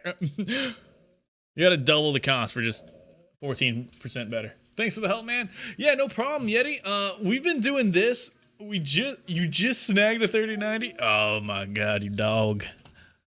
Unbelievable. Why would you do that to your wallet? But on the other hand, you've done a great service to your computer. But yeah, so I was like, what? I'm not wearing a white shirt. I forgot. Green shirt, green screen. What the hell was I gonna say? I was gonna say that we started doing this last Monday. This is the second time of doing a VR coding stream. I'm enjoying it, so we'll probably do this again next Monday. All right, well, I'm not decided. I'm definitely not streaming Friday. I'm not decided if I'm taking a week off or not. I might take a week off. We'll figure it out. You just went outside. Why are you yelling at me, little doggy? Can't. She's just barely under the screen. She's hiding down there. But yeah, I think it's time to raid out. Right here behind the mic. Puppy. But yeah, I'll get the assets put onto this project before we do this the next time. And then we'll continue on from there. We're halfway through the movement, maybe a little bit further. We made a lot of progress on it this time compared to last stream. Last stream we got through like maybe 30 minutes of video. This stream we got through like a little over an hour, I think, maybe an hour and a half. We weren't fighting near as much silly things, although those coding challenges kicked my ass this time. That's for sure. But last time creating a folder kicked my ass, so you know it's whatever. Wednesday, we'll be playing Satisfactory.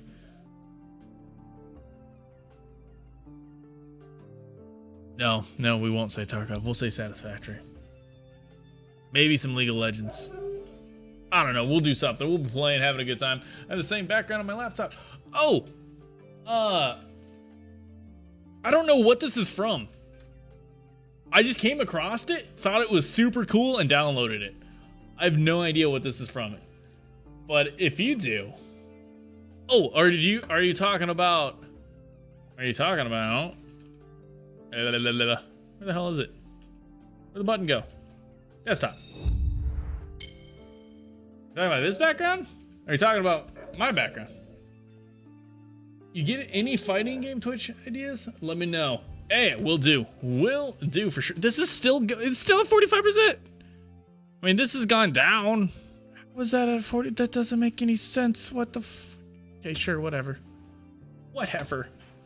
Whatever. Who's live? What's happening? Let's check out the community Discord. Hey, that's another thing. If you want to, actually, it'd probably just be me and you at first, but if you jump onto that Discord, you can assign roles for things you're interested in. So, like, gamer would be one. Another one, you put on, like, the tech guru one, and there's a section in there to talk about, like, programming stuff. Not too many people are using it, but me and you may be the first. We try to create, like, we try to get, like, combine what Discord has to offer with what Reddit has to offer. So you, like, subscribe to whatever things you're interested in. Will you stop? Hush. And then hopefully you can find other people that are interested in the same thing. Hush.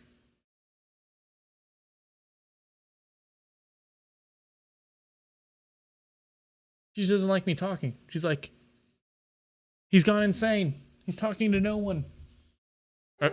I think that's what it is.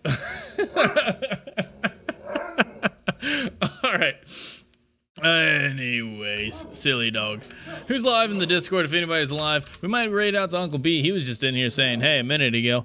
Maybe that was his grand plan all along, trying to jump in and get my attention. I'm in. So sweet. Welcome on in. I appreciate you jumping in there, man. All right. Who's live? Let's see. Any purple boxes on the right-hand side? Dawn Turnt. It's been a minute. We can jump over to Dawn Turnt. Lizard Dork. Oh, it's been an even longer minute. That's a Lizard Dork. Blondest of Blondes. What the hell is that? Vanishing Panda. So Vanishing Panda always says that they're live, but I have no idea what their Twitch handle is because it's not the same as their Discord handle, so that too dumb to figure it out. Let's see what Lizard Dork's up to. It's been a long time since we've rated out to them. Twitch.tv. Oh, darn you. Twitch.tv dashboard. You goofy goober. Thanks again, everybody, for hanging out. Yeti, I appreciate you being here. Appreciate the follow. And all the good conversation. I'm surprised Six Corners wasn't in tonight. Six Corners likes to jump in on my programming streams and hassle me. You'd probably like them quite a bit. They're a cool guy. But yeah, I got nothing else. We'll be playing something on Wednesday. Not sure what it is, but we'll be doing something. Until then, we're gonna send you over to Lizard Dork. He's playing Apex Legends. I don't know why Discord said that they were playing the Blondest of the Blonde. That doesn't make any sense at all. Oh wait, they're not. They're AFK right now. Be right back. We're gonna do it anyways. We're gonna raid an AFK channel. I'm sorry, but they'll be there. They're cool. I like them. They normally play with, like, I think they play with your boy Ray quite a bit. Nighty night, Alan. Good night, everyone. Peace out, Girl Scouts. See you next time.